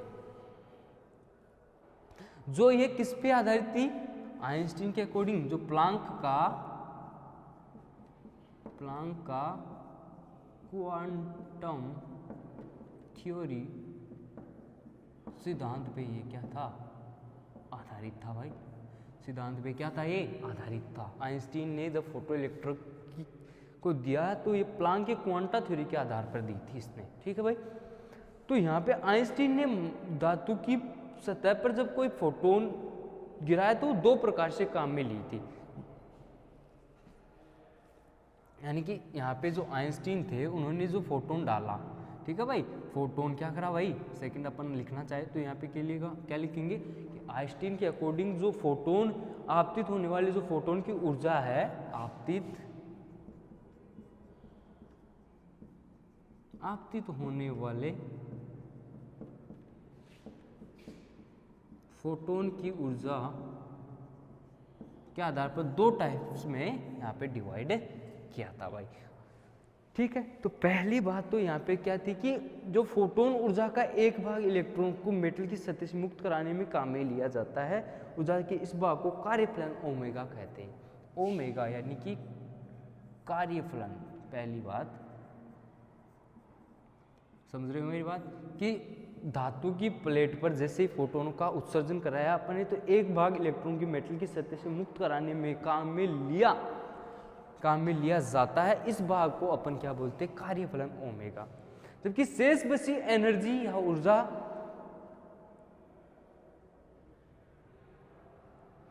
वो क्या करती है, शेष फोटोन की शेष बची जो ऊर्जा होती है, शेष एनर्जी, बची एनर्जी वो क्या करती है, इलेक्ट्रॉन को क्या करती है, गतिज ऊर्जा बढ़ाने में क्या करती है, प्रयुक्त होती है। काइनेटिक एनर्जी इंक्रीज करने में क्या होती है, प्रयुक्त होती है भाई, ठीक है भाई। तो यहाँ पे जो प्रयुक्त होती है एनर्जी वो क्या होती है, फोटोन की कुल ऊर्जा जो होती है वो क्या होता है, फोटोन की टोटल एनर्जी की अगर मैं बात करूँ तो यहाँ पे कार्यफलन ओमेगा नोट, कार्यफलन प्लस, कार्यफलन के अलावा यहाँ पे क्या होता है, इलेक्ट्रॉन की गतिज ऊर्जा, इलेक्ट्रॉन की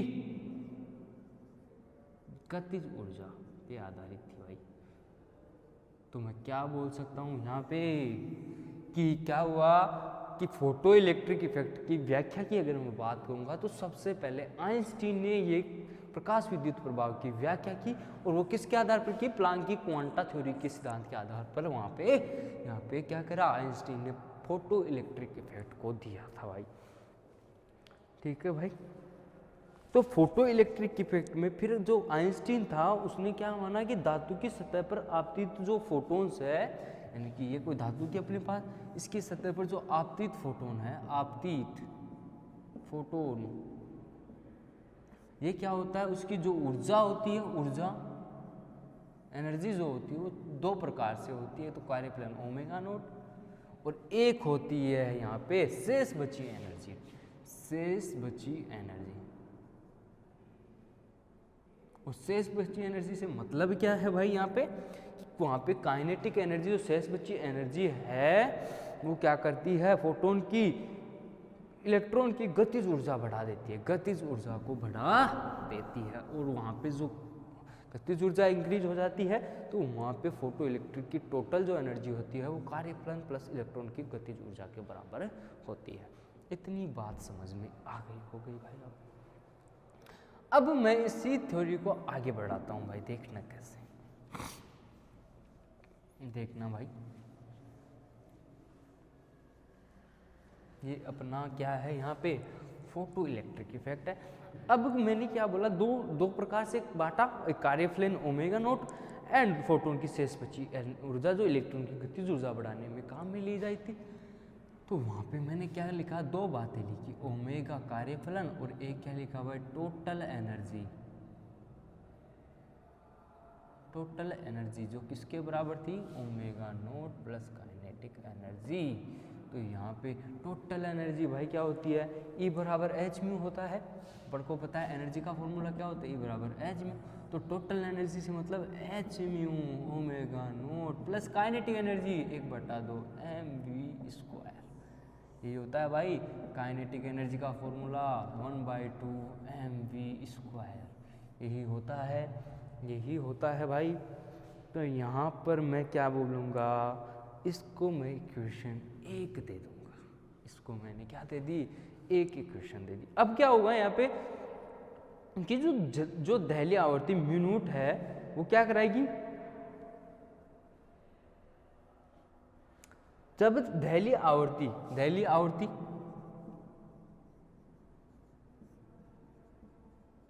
यहाँ पे क्या है, म्यू नॉट। अरे भाई दहली आवर्ती जो क्या करा रही है, विकिरण आपतित करा रही है, उस तो उत्सर्जित हुए इलेक्ट्रॉन की गतिज जो एनर्जी है, उत्सर्जित हुए इलेक्ट्रॉन की गतिज ऊर्जा जो है, एनर्जी जो काइनेटिक एनर्जी जो है वो क्या होगी भाई, यहाँ पे जीरो हो जाएगी, जीरो। काइनेटिक एनर्जी क्या हो जाएगी, जीरो।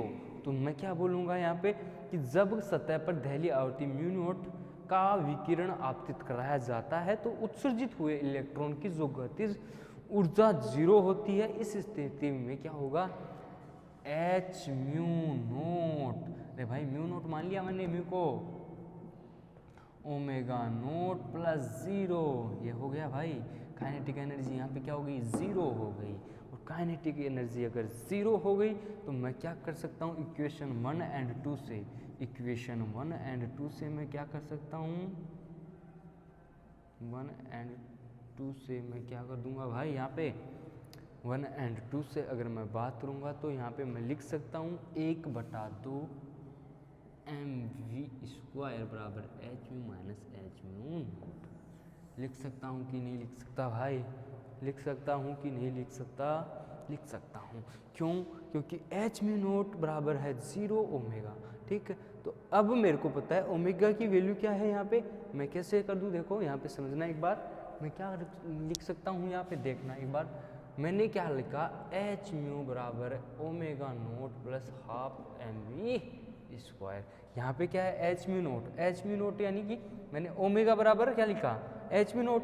तो अब ये ओमेगा की वैल्यू मैं यहाँ पुट कर दूँ, एच म्यू बराबर H mu naught plus half mv²। तो मैं इसको ऐसे कर सकता हूँ कि नहीं भाई, H U minus H mu naught बराबर 1/2 mv²। ये बात समझ में आई कि नहीं आई, तो भाई ऐसा ही मैंने यहाँ पे किया है, ऐसा ही मैंने यहाँ पे कुछ किया है। तो अब मैं इसको और कैसे लिख सकता हूँ भाई, इस वाले को मैं कैसे लिख सकता हूँ, 1/2 mv² बराबर एच को मैं ले लूँ म्यू नोट, ये वाली इक्वेशन आ जाएगी भाई अपने पास, ये वाली इक्वेशन आ जाएगी।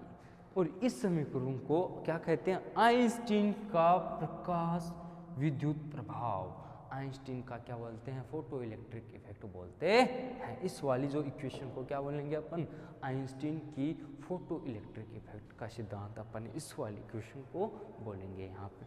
यानी कि यहाँ पे काइनेटिक एनर्जी जो है 1/2 mv² बराबर एच म्यू से म्यू नोट तक की बात मैं करूँगा। तो यहाँ पे ये क्या होता है भाई, फोटो इलेक्ट्रिक इफेक्ट होता है आइंस्टीन के लिए। इस इक्वेशन की सहायता से अपन क्या कर सकते हैं भाई, इस इक्वेशन की सहायता से अपन क्या कर सकते हैं, जो आपतित विकिरण है म्यू, आपतित विकिरण और उत्सर्जित इलेक्ट्रॉन की गतिज ऊर्जा 1/2 आपतित इलेक्ट्रॉन की संख्या, ठीक है। मध्य क्या देख सकते हैं अपन, यहाँ पे संबंध देखते हैं, ठीक है भाई। अगर मैं इस वाली इक्वेशन की अगर बात करूंगा भाई, इसको मिटा रहा हूँ भाई, इसको मैं मिटा रहा हूँ, देखिए भाई इक्वेशन क्या आई थी अपने पास, 1/2 mv² h mu mu naught, ये क्या है इसकी आवर्ती, आपतित विकिरण की आवर्ती है भाई। और यहाँ पे 1/2 mv² जो है वो काइनेटिक एनर्जी से है। तो यहाँ पे इस समीकरण को मैंने क्या बोला, आइंस्टीन इक्वेशन, आइंस्टीन का इक्वेशन बोला,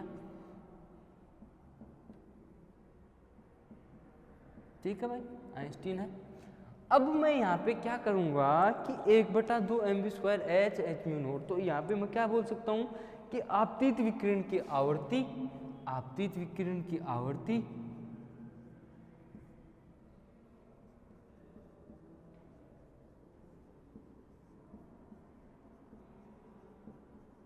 एंड आपतित विकिरण की आवर्ती एंड यहाँ पे मैं क्या कर सकता हूँ, उत्सर्जित इलेक्ट्रॉन की काइनेटिक एनर्जी, उत्सर्जित इलेक्ट्रॉन की काइनेटिक एनर्जी के बीच क्या देख सकता हूँ भाई, रिलेशन देखता हूँ। तो यहाँ पे रिलेशन की अगर मैं बात करूँ, यहाँ पे अगर मैं रिलेशन की बात करूँ तो ग्राफ कुछ ऐसा मिलेगा आप को, देखना भाई मैंने क्या किया, आपतित विकिरण की आवर्ती, ठीक है भाई। यहाँ पे तो मैंने ले लिया काइनेटिक एनर्जी 1/2 mv², यहाँ पे मैं क्या कर दूँ, म्यू नोट, क्या कर दूँ, म्यू नोट, ठीक है भाई। अब इसके अंदर मैं जब ग्राफ देखूंगा, ग्राफ प्लॉट करूंगा, यहाँ पे ऐसे होता है भाई, ये एक्सिस होती है इसकी, एक्स एक्सिस वाई एक्सिस, ठीक है। तो ये तो एक्स हो गई, ये वाई हो गई। तो जब मैं ग्राफ प्लॉट करूंगा तो कुछ इस तरीके का ग्राफ यहाँ पे सीधी लाइन से अपन को मिलता है। और यहाँ का जो ये क्या हो गया, थीटा कोण एंगल, और यहाँ पे जो मैंने देखी, यहाँ पे काइनेटिक एनर्जी क्या है भाई, कुछ इस तरीके से अपन को यहाँ पे मिल रही है, ठीक है भाई। जब मैं इसको पीछे लेके जाऊंगा तो एक बिंदु पे काटती है, यहाँ पे पीछे, यहाँ पे एक बिंदु पॉइंट पे काटती है भाई। तो यहाँ पे अपन ने जब आपतित विकिरण की आवर्ती और उत्सर्जित इलेक्ट्रॉन के बीच जब रिलेशन देखा तो ग्राफ कैसा है, अपने पास सीधी रेखा में एक लाइन अपन को मिलती है भाई, ठीक है भाई। अब मैं इस समीकरण को इसमें क्या बोल सकता हूं कि आपतित विकिरण की आवर्ती एवं उत्सर्जित इलेक्ट्रॉन की गतिज ऊर्जा के मध्य संबंध प्राप्त किया जाता है। यह एक सीधी रेखा से, यह एक क्या होता है, सीधी रेखा से अपन को रेखा के रूप में प्राप्त होता है। परंतु जब ग्राफ एक्स एक्सिस पर जिस बिंदु पर काटता है वह दहली आवर्ती के बराबर होता, दहली आवर्ती के बराबर होता है, ठीक है भाई। तो यहाँ पे अपन ने क्या मिला, थीटा, अपन को क्या मिला, थीटा।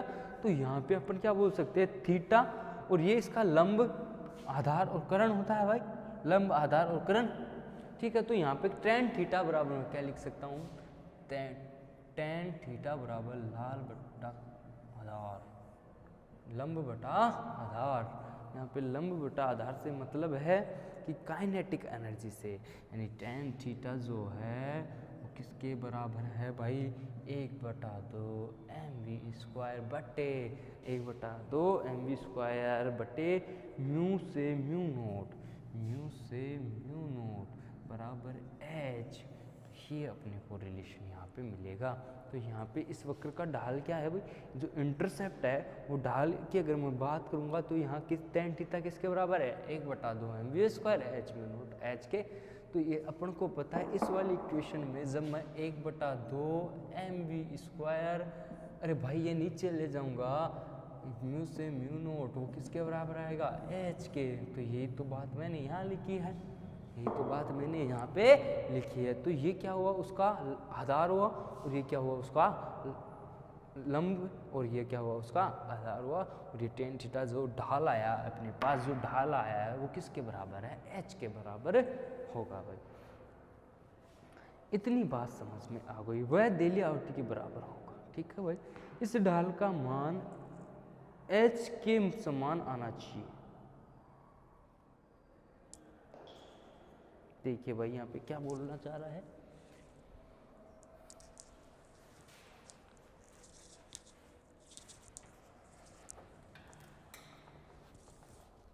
देखिए भाई यहाँ पे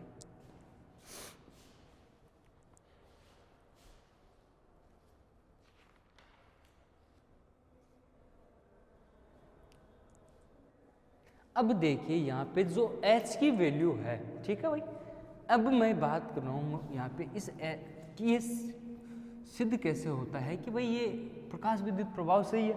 ठीक है भाई, तो जो h की जो वैल्यू आती है, जो ये वाले ढाल का ये जो h आया अपने पास, ये वाली, जब ये h की वैल्यू अपन देखेंगे, जब ये h की अपन मान या वैल्यू देखेंगे, तो यहाँ पे जो प्रायोगिक मान होता है उस मान के बराबर आएगी भाई। क्या आएगी भाई? बराबर या निकट आती है। ठीक है, यानी इस ढाल का मान है h के समान आना चाहिए। यानी ये जो ढाल मैंने बनाया था, ये 1/2 mv² से μ0 तक, तो ये मान जो है n के मान के बराबर समान आना चाहिए। प्रायोगिक मान n के मान के अत्यंत निकट होता है। जो ये मान होता है वो अत्यंत निकट होता है। अतः इससे सिद्ध होता है कि प्रकाश विद्युत प्रभाव ही क्वांटम सिद्धांत द्वारा की सही व्याख्या करता है। जो क्वांटम सिद्धांत की क्या करता है? सही व्याख्या करता है भाई, सही व्याख्या करता है। इतनी बात समझ में आई या नहीं आई भाई? अपन ने एक एक चीज देखी है भाई, एक एक लाइन देखी है कि फोटो इलेक्ट्रिक इफेक्ट की व्याख्या कैसे करी जाती है। ठीक है भाई, फोटो इलेक्ट्रिक इफेक्ट की व्याख्या कैसे की जाती है कि फोटोन ऊर्जा का एक भाग इलेक्ट्रॉन को मैटर की सतह पर मुक्त कराने में काम में लिया जाता था। तो ऊर्जा के इस भाग को कार्यफलन ओमेगा नोट बोला अपन ने, 2 पार्ट में बांटा, ओमेगा नोट 1 और 1 काइनेटिक एनर्जी में। तो फिर टोटल एनर्जी निकाली, kinetic energy h mu naught plus 1/2 mv²। फिर अपन ने क्या करा कि जब सतह पर क्या करी, दहलीय आवर्ती म्यू नोट का विकिरण आपतित कराया, तो उत्सर्जित हुए इलेक्ट्रॉन की गतिज ऊर्जा 0 होती है। तो h म्यू नोट बराबर ओमेगा नोट प्लस 0 1, और वहाँ पे 1 और 2 से 1/2 mv² जो है h म्यू से -h म्यू नोट तक होती है। फिर अपन ने ये बातें देखी, एक एक बातें देखी है भाई। ये सारी ग्राफ जो है वो ढाल जो आया वो h की मान के प्रायोगिक मान के बराबर आना चाहिए। और जब वो बराबर या मान समान आता है तो उस बात को ही बोलते हैं कि आइंस्टीन ने क्या किया, प्रकाश विद्युत प्रभाव क्वांटा सिद्धांत की सही व्याख्या करता है भाई। तो ये सारी बातें आपको आनी चाहिए भाई। प्रकाश विद्युत प्रभाव या फोटो इलेक्ट्रिक इफेक्ट क्या होता है, ये भाई एग्जाम में पूछा जाएगा, ये एग्जाम में पूछा जाता है भाई। क्वांटम बहुत मेजर टॉपिक है और ये अपने आप में एक क्वेश्चंस, यहाँ से बहुत सारे क्वेश्चंस पूछे जाते हैं भाई। गेट कोई भी कंपटीशन एग्जाम हो, ठीक है, उसके अलावा तुम्हारे बीएससी एमएससी इनमें भी क्वांटम का बहुत बड़ा रोल है। तो जैसे ही एमएससी फाइनल में जाते हैं अपन, तो वहाँ पे भी क्वांटम अपन को देखने को मिलेगी भाई। इतनी बातें, ये सारी बातें जो मैंने बताई हैं आपको फोटो इलेक्ट्रिक इफेक्ट के बारे में, उनको एक एक बातों को आप अच्छे से डील करें भाई, एक एक बातों को अच्छे से सीखें। ठीक है भाई, अब मैं बात करूंगा यहाँ पे अपने नेक्स्ट टॉपिक पे चलते हैं अपन, heat capacity of solids. Heat capacity of solid छोटा सा टॉपिक है एक, जिसके बारे में अपन को देखना है। हीट कैपेसिटी कैसे होती है सॉलिड के अंदर, उसके बारे में फॉर्मूला देखते हैं अपन क्या होता है।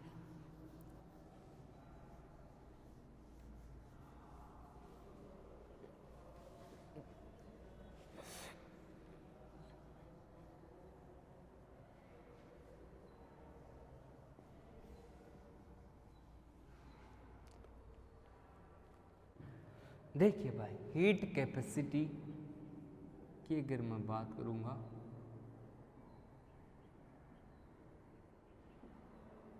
हीट कैपेसिटी ऑफ सॉलिड,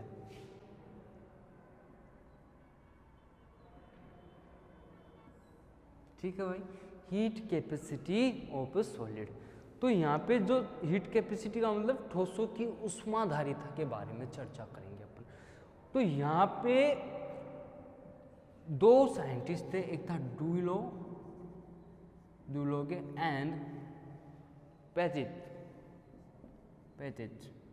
ठीक है भाई। तो यहाँ इनके अनुसार क्या था, विशिष्ट जो इनके मान थे के अनुसार विशिष्ट मान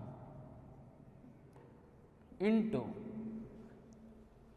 परमाणु भार एटॉमिक मास, वो किसके बराबर थे भाई, 6 किलो कैलोरी के, 6 किलो कैलोरी इनवर्स के बराबर यहाँ पे थे। ये जो मान है डुलेग एंड पेजिट विशिष्ट, ठीक है, अनुसार मान जो है, विशिष्ट मान जो है यहाँ पे वो इनटू एटॉमिक मास, वो किसके बराबर है, 6 किलो इनवर्स के बराबर है। तो यहाँ पे सॉलिड से अगर मैं बात करूँगा ऊष्माधारिता के बात में, तो भाई सॉलिड क्या होते हैं, पहली बात तो ये अपन को पता होनी चाहिए। सॉलिड जो क्रिस्टल्स होते हैं, सॉलिड जो होता है वो क्या होता है भाई, एक क्यूब होता है सॉलिड में, देखते हैं भाई सॉलिड स्टेट में अपन पढ़ते हैं, कोई क्यूबिक होता है, FCC होता है, BCC होता है, ये सारी बातें वहीं देखते हैं भाई। तो वहाँ पे जो क्रिस्टल जो होते हैं वो क्या होते हैं, जब सॉलिड को दो टाइप्स के होते हैं सॉलिड, या तो सॉलिड ऐसा हो जिसको काट नहीं सके अपन, बांट नहीं सके, ठीक है, एक होता है जिसको अपन काट सके क्रिस्टल्स के अंदर, ठीक है भाई, एक एक्रिस्टल ठोस, एक क्रिस्टलीय ठोस, वहाँ पे देखते हैं। लेकिन यहाँ पे एक छोटी सी बात है हीट कैपेसिटी। हीट कैपेसिटी से मतलब क्या है सॉलिड में, और सॉलिड में हीट कैपेसिटी का मतलब होता है कि डुलेगे एंड पेजिट जो थे उसके विशिष्ट मान जो होते हैं वो किसके मल्टीप्लाई होते हैं, एटॉमिक भार के। एटॉमिक भार बराबर यहाँ पे किससे मतलब होता है, 6 कैलोरी किलो इनवर्स के बराबर होता है। ये जो वैल्यू होती है इसके बराबर होती है भाई। अब एक कण के लिए डिग्री ऑफ फ्रीडम कितना होता है, डिग्री ऑफ फ्रीडम जो मैंने बताया था आपको, डिग्री ऑफ फ्रीडम कहाँ बताया था भाई, स्पेक्ट्रोस्कोपी में आपको बताया था। तो डिग्री ऑफ फ्रीडम से मतलब क्या था कि टोटल डिग्री ऑफ फ्रीडम क्या होता भाई, टोटल डिग्री ऑफ फ्रीडम का फॉर्मूला होता था 3n। फिर अपन ने देखा था वहाँ पे रोटेशन, वाइब्रेशन, ये सारी बातें देखी, फिर लीनियर के लिए दिखे थे, ये सारी बातें अपन ने वहाँ देखी भाई। तो यहाँ पे मैं एक कण के लिए डिग्री ऑफ फ्रीडम जब मैं बताऊंगा तो एक कण के लिए या एक पार्टिकल के लिए डिग्री ऑफ फ्रीडम क्या होगा, degree of freedom DOF, degree of freedom क्या है भाई, 3 होगी, यहाँ पे 3 होती है, 3 होती है भाई। ये बात याद रखने लायक बातें हैं भाई। तो यहाँ पे ठोस के लिए अगर मैं बात करूंगा तो कणों की जो होती है वो स्वतंत्रता की कोटि जिसे बोलते हैं, डिग्री ऑफ फ्रीडम वो कितनी होती है, 3n होती है टोटल डिग्री ऑफ फ्रीडम। तो यहाँ पे एक मोल ठोस के लिए तो 3n हो गए, अरे भाई 3n होगी। अगर मैं बात करूँ एक मोल सॉलिड के लिए डिग्री ऑफ फ्रीडम क्या होगी, तो 3n होगी भाई, ठीक है भाई, n होगी। और कंपन ऊर्जा की अगर मैं बात करूँगा, वाइब्रेशन की अगर मैं बात करूँगा, वाइब्रेशनल एनर्जी की अगर मैं बात करूँगा, वो क्या होती है यहाँ पे kT के बराबर होती है। यहाँ पे ठोसों में जो वाइब्रेशन एनर्जी है वो kT होती है, और एक मोल डिग्री ऑफ फ्रीडम होता है 3n, और एक पार्टिकल या एक अणु या एक कण के लिए डिग्री ऑफ फ्रीडम होता है 3। तो यहाँ पे अपन क्या कर सकते हैं कि एक मोल ठोस की कंपन ऊर्जा किसके बराबर हो सकती है भाई, 3n kT के। अरे भाई एक मोल अगर मैं एनर्जी की बात करूंगा, एक मोल ठोस की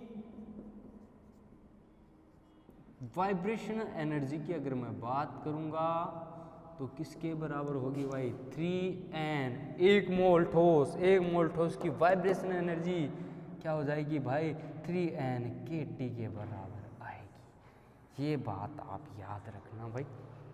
तो यहाँ पे अगर मैं लिखना चाहूँ तो ऐसे भी लिख सकता हूँ, वाइब्रेशन के लिए एनर्जी ऑफ वाइब्रेशन बराबर क्या हो सकती है, 3n kT, ठीक है भाई, 3n kT।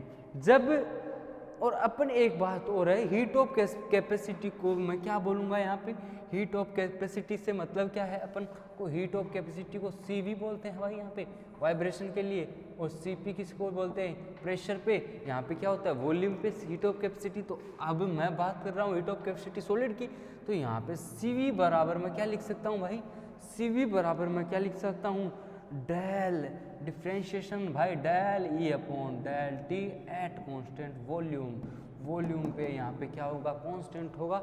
अब ये एनर्जी की वैल्यू मैं यहाँ पुट कर दूँ, CV बराबर del upon del T 3n kT whole V, यानी यहाँ पे क्या है, वॉल्यूम कांस्टेंट है। तो यहाँ पे डिफ्रेंशिएशन जैसे ही मैं करूँगा, यहाँ पे मैं इसको ऐसे भी लिख सकता हूँ भाई, CV बराबर 3 तो कांस्टेंट होता है भाई, 3 तो कांस्टेंट होता है, del upon del T n kT, ऐसे लिख सकता हूँ भाई, इसको ऐसे लिख सकता हूँ। अब अपन को पता है n के जो होता है, n के जो होता है वो बराबर होता है r के। यहाँ पे मैं क्या लिख सकता हूँ, n के जो होता है वो r के बराबर होता है, r के बराबर होता है। तो CV में यहाँ पे क्या कर सकता हूँ, n के जो है, n के है वो तो RT हो गया, RT हो गया भाई। और एक चीज और, यहाँ पे जब डिफ्रेंशिएशन आप डेल T का T के साथ करते हो, del T upon del T, तो एक आएगा भाई, एक आएगा। यानी कि फॉर यहाँ पे अगर मैं करना चाहूँ तो कैसे कर सकता हूँ भाई, देखना, जब मैं CV इज इक्वल 3n और k, ये कांस्टेंट होते भाई, n और k कांस्टेंट, तो r भी यहाँ पे क्या आ गया, बाहर आ गया, r होता है इसके बराबर। तो यहाँ पे अपने पास क्या बचा, डेल अपॉन डेल T के सापेक्ष, तो डेल T का T के सापेक्ष कितना हो जाता है, 1। तो यहाँ पे मैं क्या लिखूंगा, 3r, ये लिखूंगा भाई 3r CV heat of capacity 3। तो यहाँ पे अब जब मैं r बराबर क्या करूँ, r बराबर अपने पास n के है, और यहाँ पे जब r से मतलब होता है कि यहाँ पे r कितना है, r यहाँ पे 2 है भाई, परमाणु भार कितना है, 2 है किसी भी मोल के लिए, एक कण के लिए। तो यहाँ पे फिर 6 कैलोरी आ जाएगा, यानी कि किसके बराबर, 6 कैलोरी इनवर्स के बराबर आ जाएगा। r से मतलब क्या है भाई, यहाँ पे r से मतलब है कि वहाँ पे r की वैल्यू अपन को पुट करनी है, ठीक है भाई, r की वैल्यू कितनी होती है वो पुट करनी है। अब r की वैल्यू अपन को कैसे पता हो, तो वो तो अपन को मॉलिक्यूल देख के पता हो कि भाई मॉलिक्यूल कितना है, क्या है, बेंजीन है उसके लिए क्या है, यहाँ पे CO2 है उसके लिए r की वैल्यू क्या है, तो ये तो वहाँ पे अपन को देखनी पड़ती है। तो एक जनरली आपके पास रिलेशन आ गया, तो 6 कैलोरी के बराबर होता है भाई, 6 कैलोरी के बराबर होता।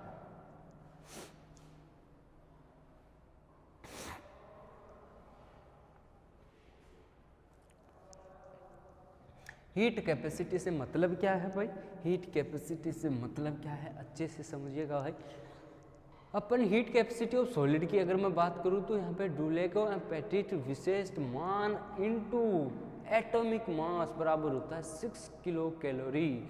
और यहाँ पे अगर मैं एक पार्टिकल के लिए डिग्री ऑफ फ्रीडम की बात करूँगा तो वहाँ पे डिग्री ऑफ फ्रीडम स्वतंत्रता कोटि कितनी होती है, 3। लेकिन अब एक मोल ठोस की अगर मैं बात करूँगा तो वहाँ पे n मोल हो सकते हैं भाई। अरे मैंने कल परसों भी बताया था कि एक मोल के अंदर कितने भी अणु हो सकते हैं, तो वो तो बहुत सारे, यहाँ पे क्या करेंगे n मॉलिक्यूल, तो यहाँ पे क्या करोगे n3n। अब 3n क्या बोलूँगा मैं, वाइब्रेशन एनर्जी की अगर बात करूँगा तो वाइब्रेशन एनर्जी होती है kT के बराबर, kT के बराबर होती है। तो एक मोल ठोस की वाइब्रेशन एनर्जी जो होगी वो किसके बराबर होगी, 3n kT के बराबर होगी, 3n kT के यहाँ पे क्या होगी, बराबर होगी भाई।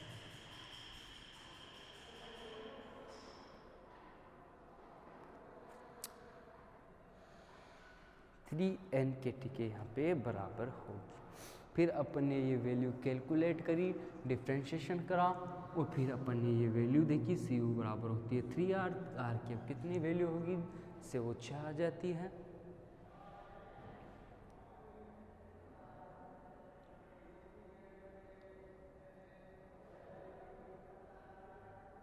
ऐसे अपन को यहाँ पे कैलकुलेट करके यहाँ पे क्या करनी है भाई, हीट कैपेसिटी ऑफ सॉलिड में चेक करनी होती है। हीट कैपेसिटी ऑफ क्या करनी है भाई, सॉलिड के अंदर चेक करनी।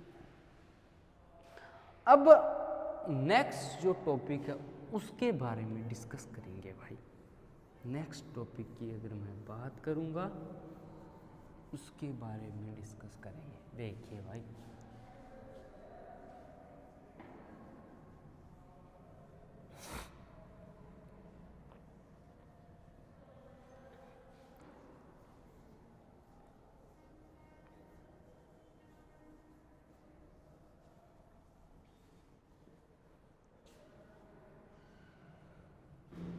देखो भाई, bore theory of hydrogen atom. Next topic आपका है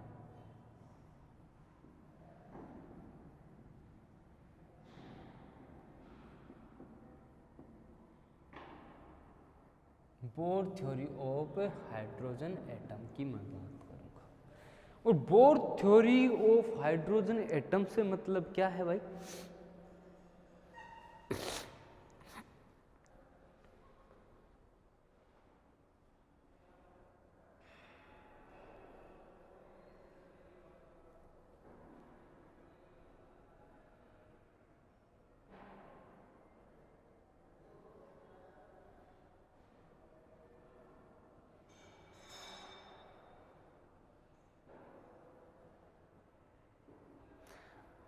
हाँ भाई देखिए, बोर ऑफ हाइड्रोजन एटम की अगर मैं बात करूंगा तो अपन को बताया कि रदरफोर्ड के परमाणु जो सिद्धांत था उसमें क्या हो, प्लांक के क्वांटम सिद्धांत का समावेश किया गया।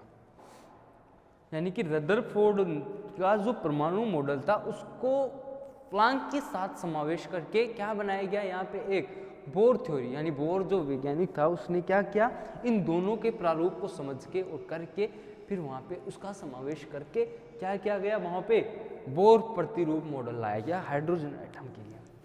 तो बोर के प्रतिरूप की प्रमुख अवधारणाएं थी, अलग अलग अवधारणाएं थी भाई। तो अपन ने बोर जो था उसने क्या बताया, कोई भी जो एटम होता है ये उसका न्यूक्लियस होता है, ये उसकी सेल्स होती है भाई, कक्षाएं होती हैं, चारों ओर चक्कर लगाते हैं इलेक्ट्रॉन, इनमें इलेक्ट्रॉन क्या करते हैं, चक्कर लगा देते हैं भाई, ऐसा ही होता है।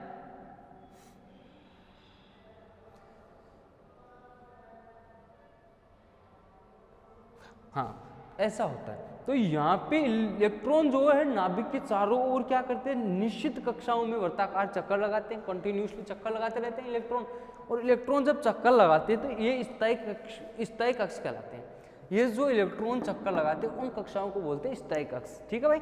इन कक्षाओं में चक्कर लगाते समय ये इलेक्ट्रॉन क्या करते हैं, ऊर्जा निश्चित बनी रहती है। इनकी ऊर्जा जो होती है वो क्या होती है, निश्चित बनी रहती है, ठीक है। अब एक बात बताओ आप मेरे को, नाभिक के चारों ओर इलेक्ट्रॉन क्या करते हैं, चक्कर लगाते हैं। और अपन को पता है नाभिक में क्या होते हैं, प्रोटॉन और न्यूट्रॉन प्रेजेंट होता है, और ये क्या है, इलेक्ट्रॉन प्रेजेंट होता है भाई। और इलेक्ट्रॉन कैसा है, नेगेटिव चार्ज, प्रोटॉन कैसा है, पॉजिटिव चार्ज, और न्यूट्रॉन कैसा है, न्यूट्रल स्पीसीज, ठीक है भाई, न्यूट्रल स्पीसीज। इलेक्ट्रॉन पे चार्ज अपन को पता है 1.69 इंटू 10 की पावर माइनस का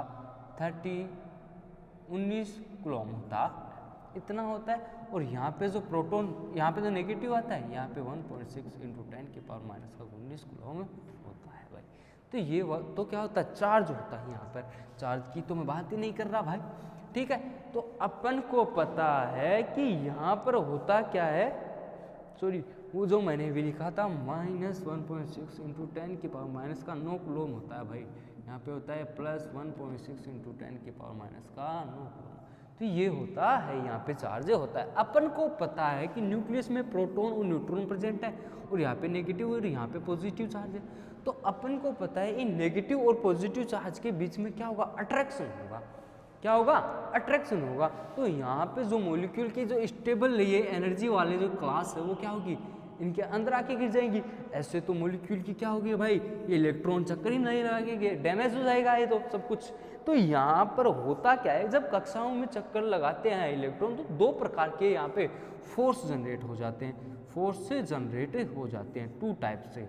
अब वो होते कौन से हैं, force of force of attraction और फोर्स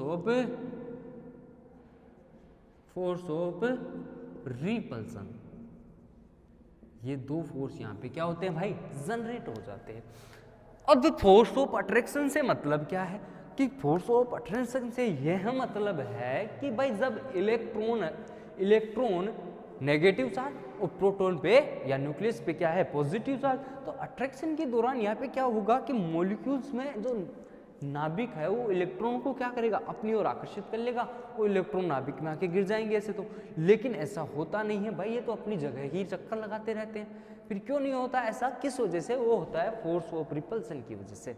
फोर्स ऑफ रिपल्सन से मतलब क्या है कि मतलब इनके अंदर जो इलेक्ट्रॉन है वो क्या करते हैं, रिपल्सन का काम भी करते हैं भाई, फोर्स ऑफ रिपल्सन भी करते हैं, जिस वजह से वो अपनी क्लास में बने रहते हैं। अब फोर्स ऑफ रिपल्सन, और मैं जनरली इनऑर्गेनिक यहाँ पे ले आता हूँ, थोड़ी सी इनऑर्गेनिक मैं यहाँ पे ले आता हूँ।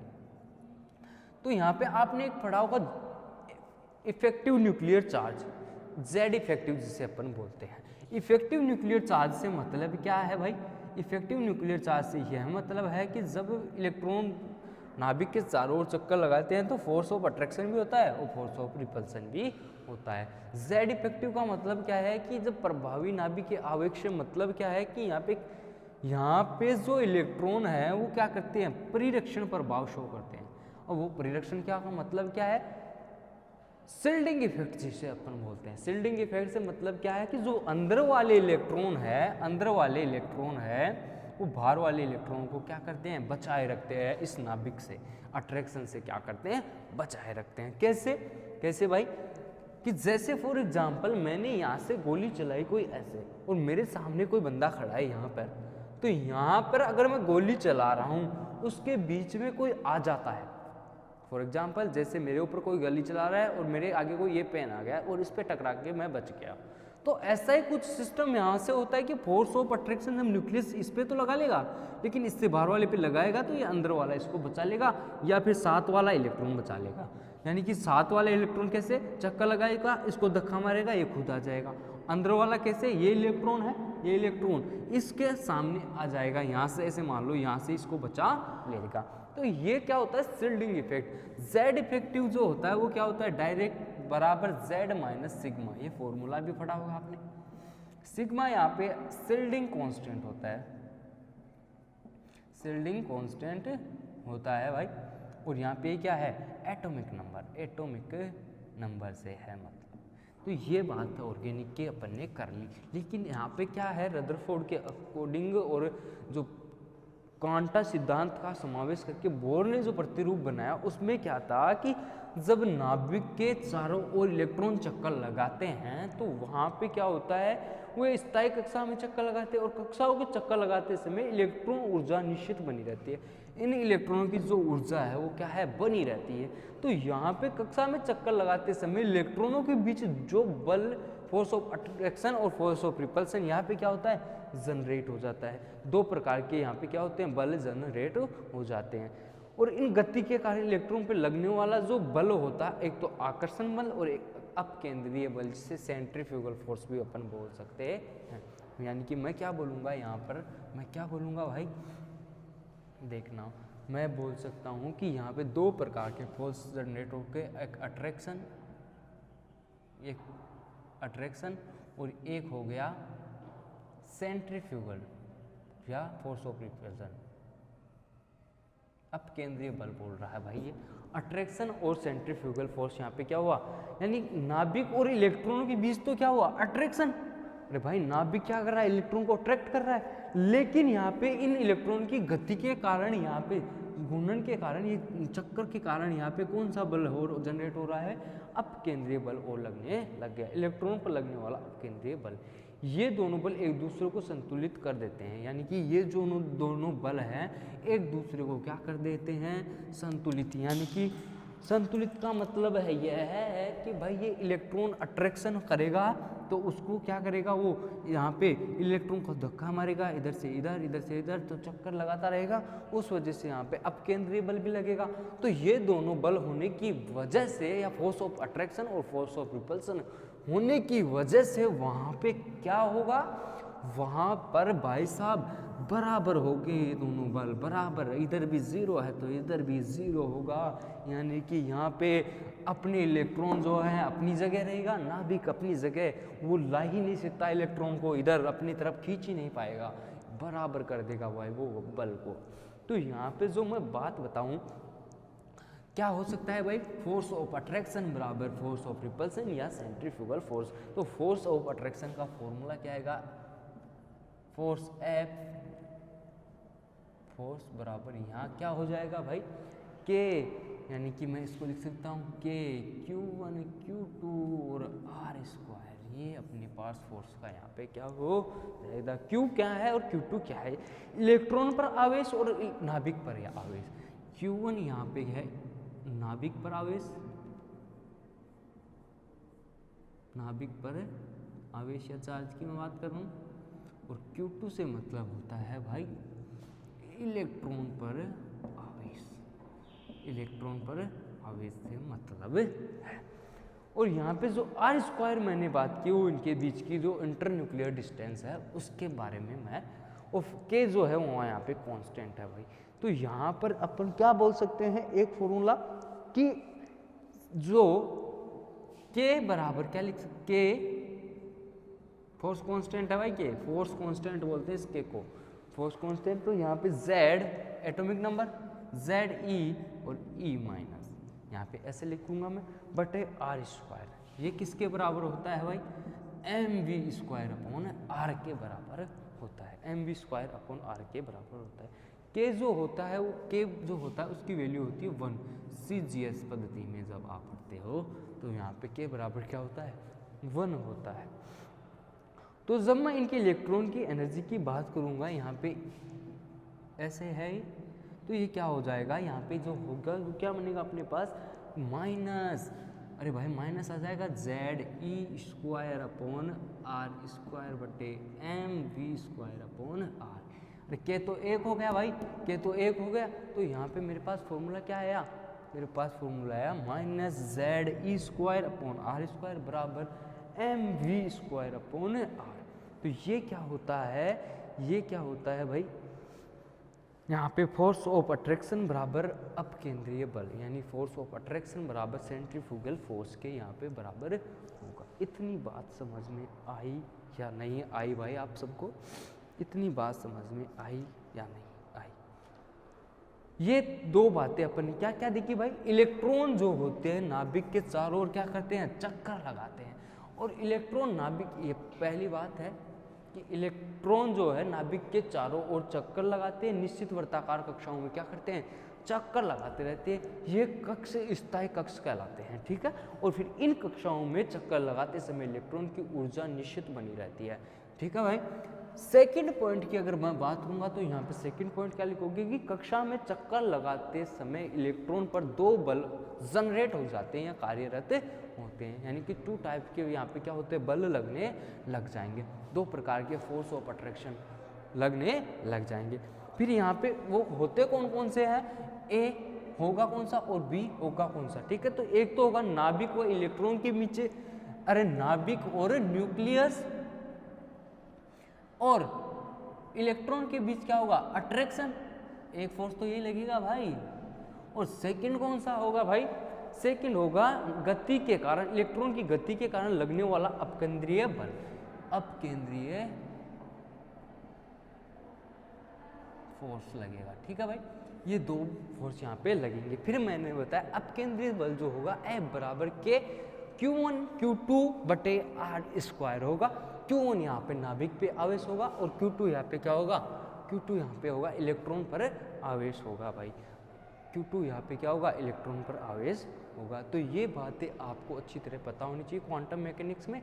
और अब मैं यहाँ पे जो आगे इसके 2 पॉइंट, थर्ड पॉइंट होगा वो आगे डिस्कस करेंगे। मैं इसको एक बार दोबारा से बताऊंगा आप सभी को कि क्या होगा, इलेक्ट्रॉन पे क्या होगा, चार्ज, इलेक्ट्रॉन और न्यूक्लियस में अट्रैक्शन होगा दूसरा, और यहाँ पे क्या होगा F बराबर के Q1 Q2 बटे आर स्क्वायर, Q1 है नाभिक पर आवेश, Q2 है इलेक्ट्रॉन पे आवेश।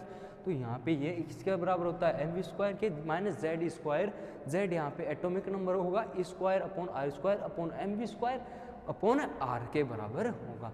तो ये सारी बातें आपको पता होनी चाहिए भाई। अब मैं आगे इसको नेक्स्ट क्लास में आगे डिस्कस करूँगा भाई। तब के लिए थैंक यू।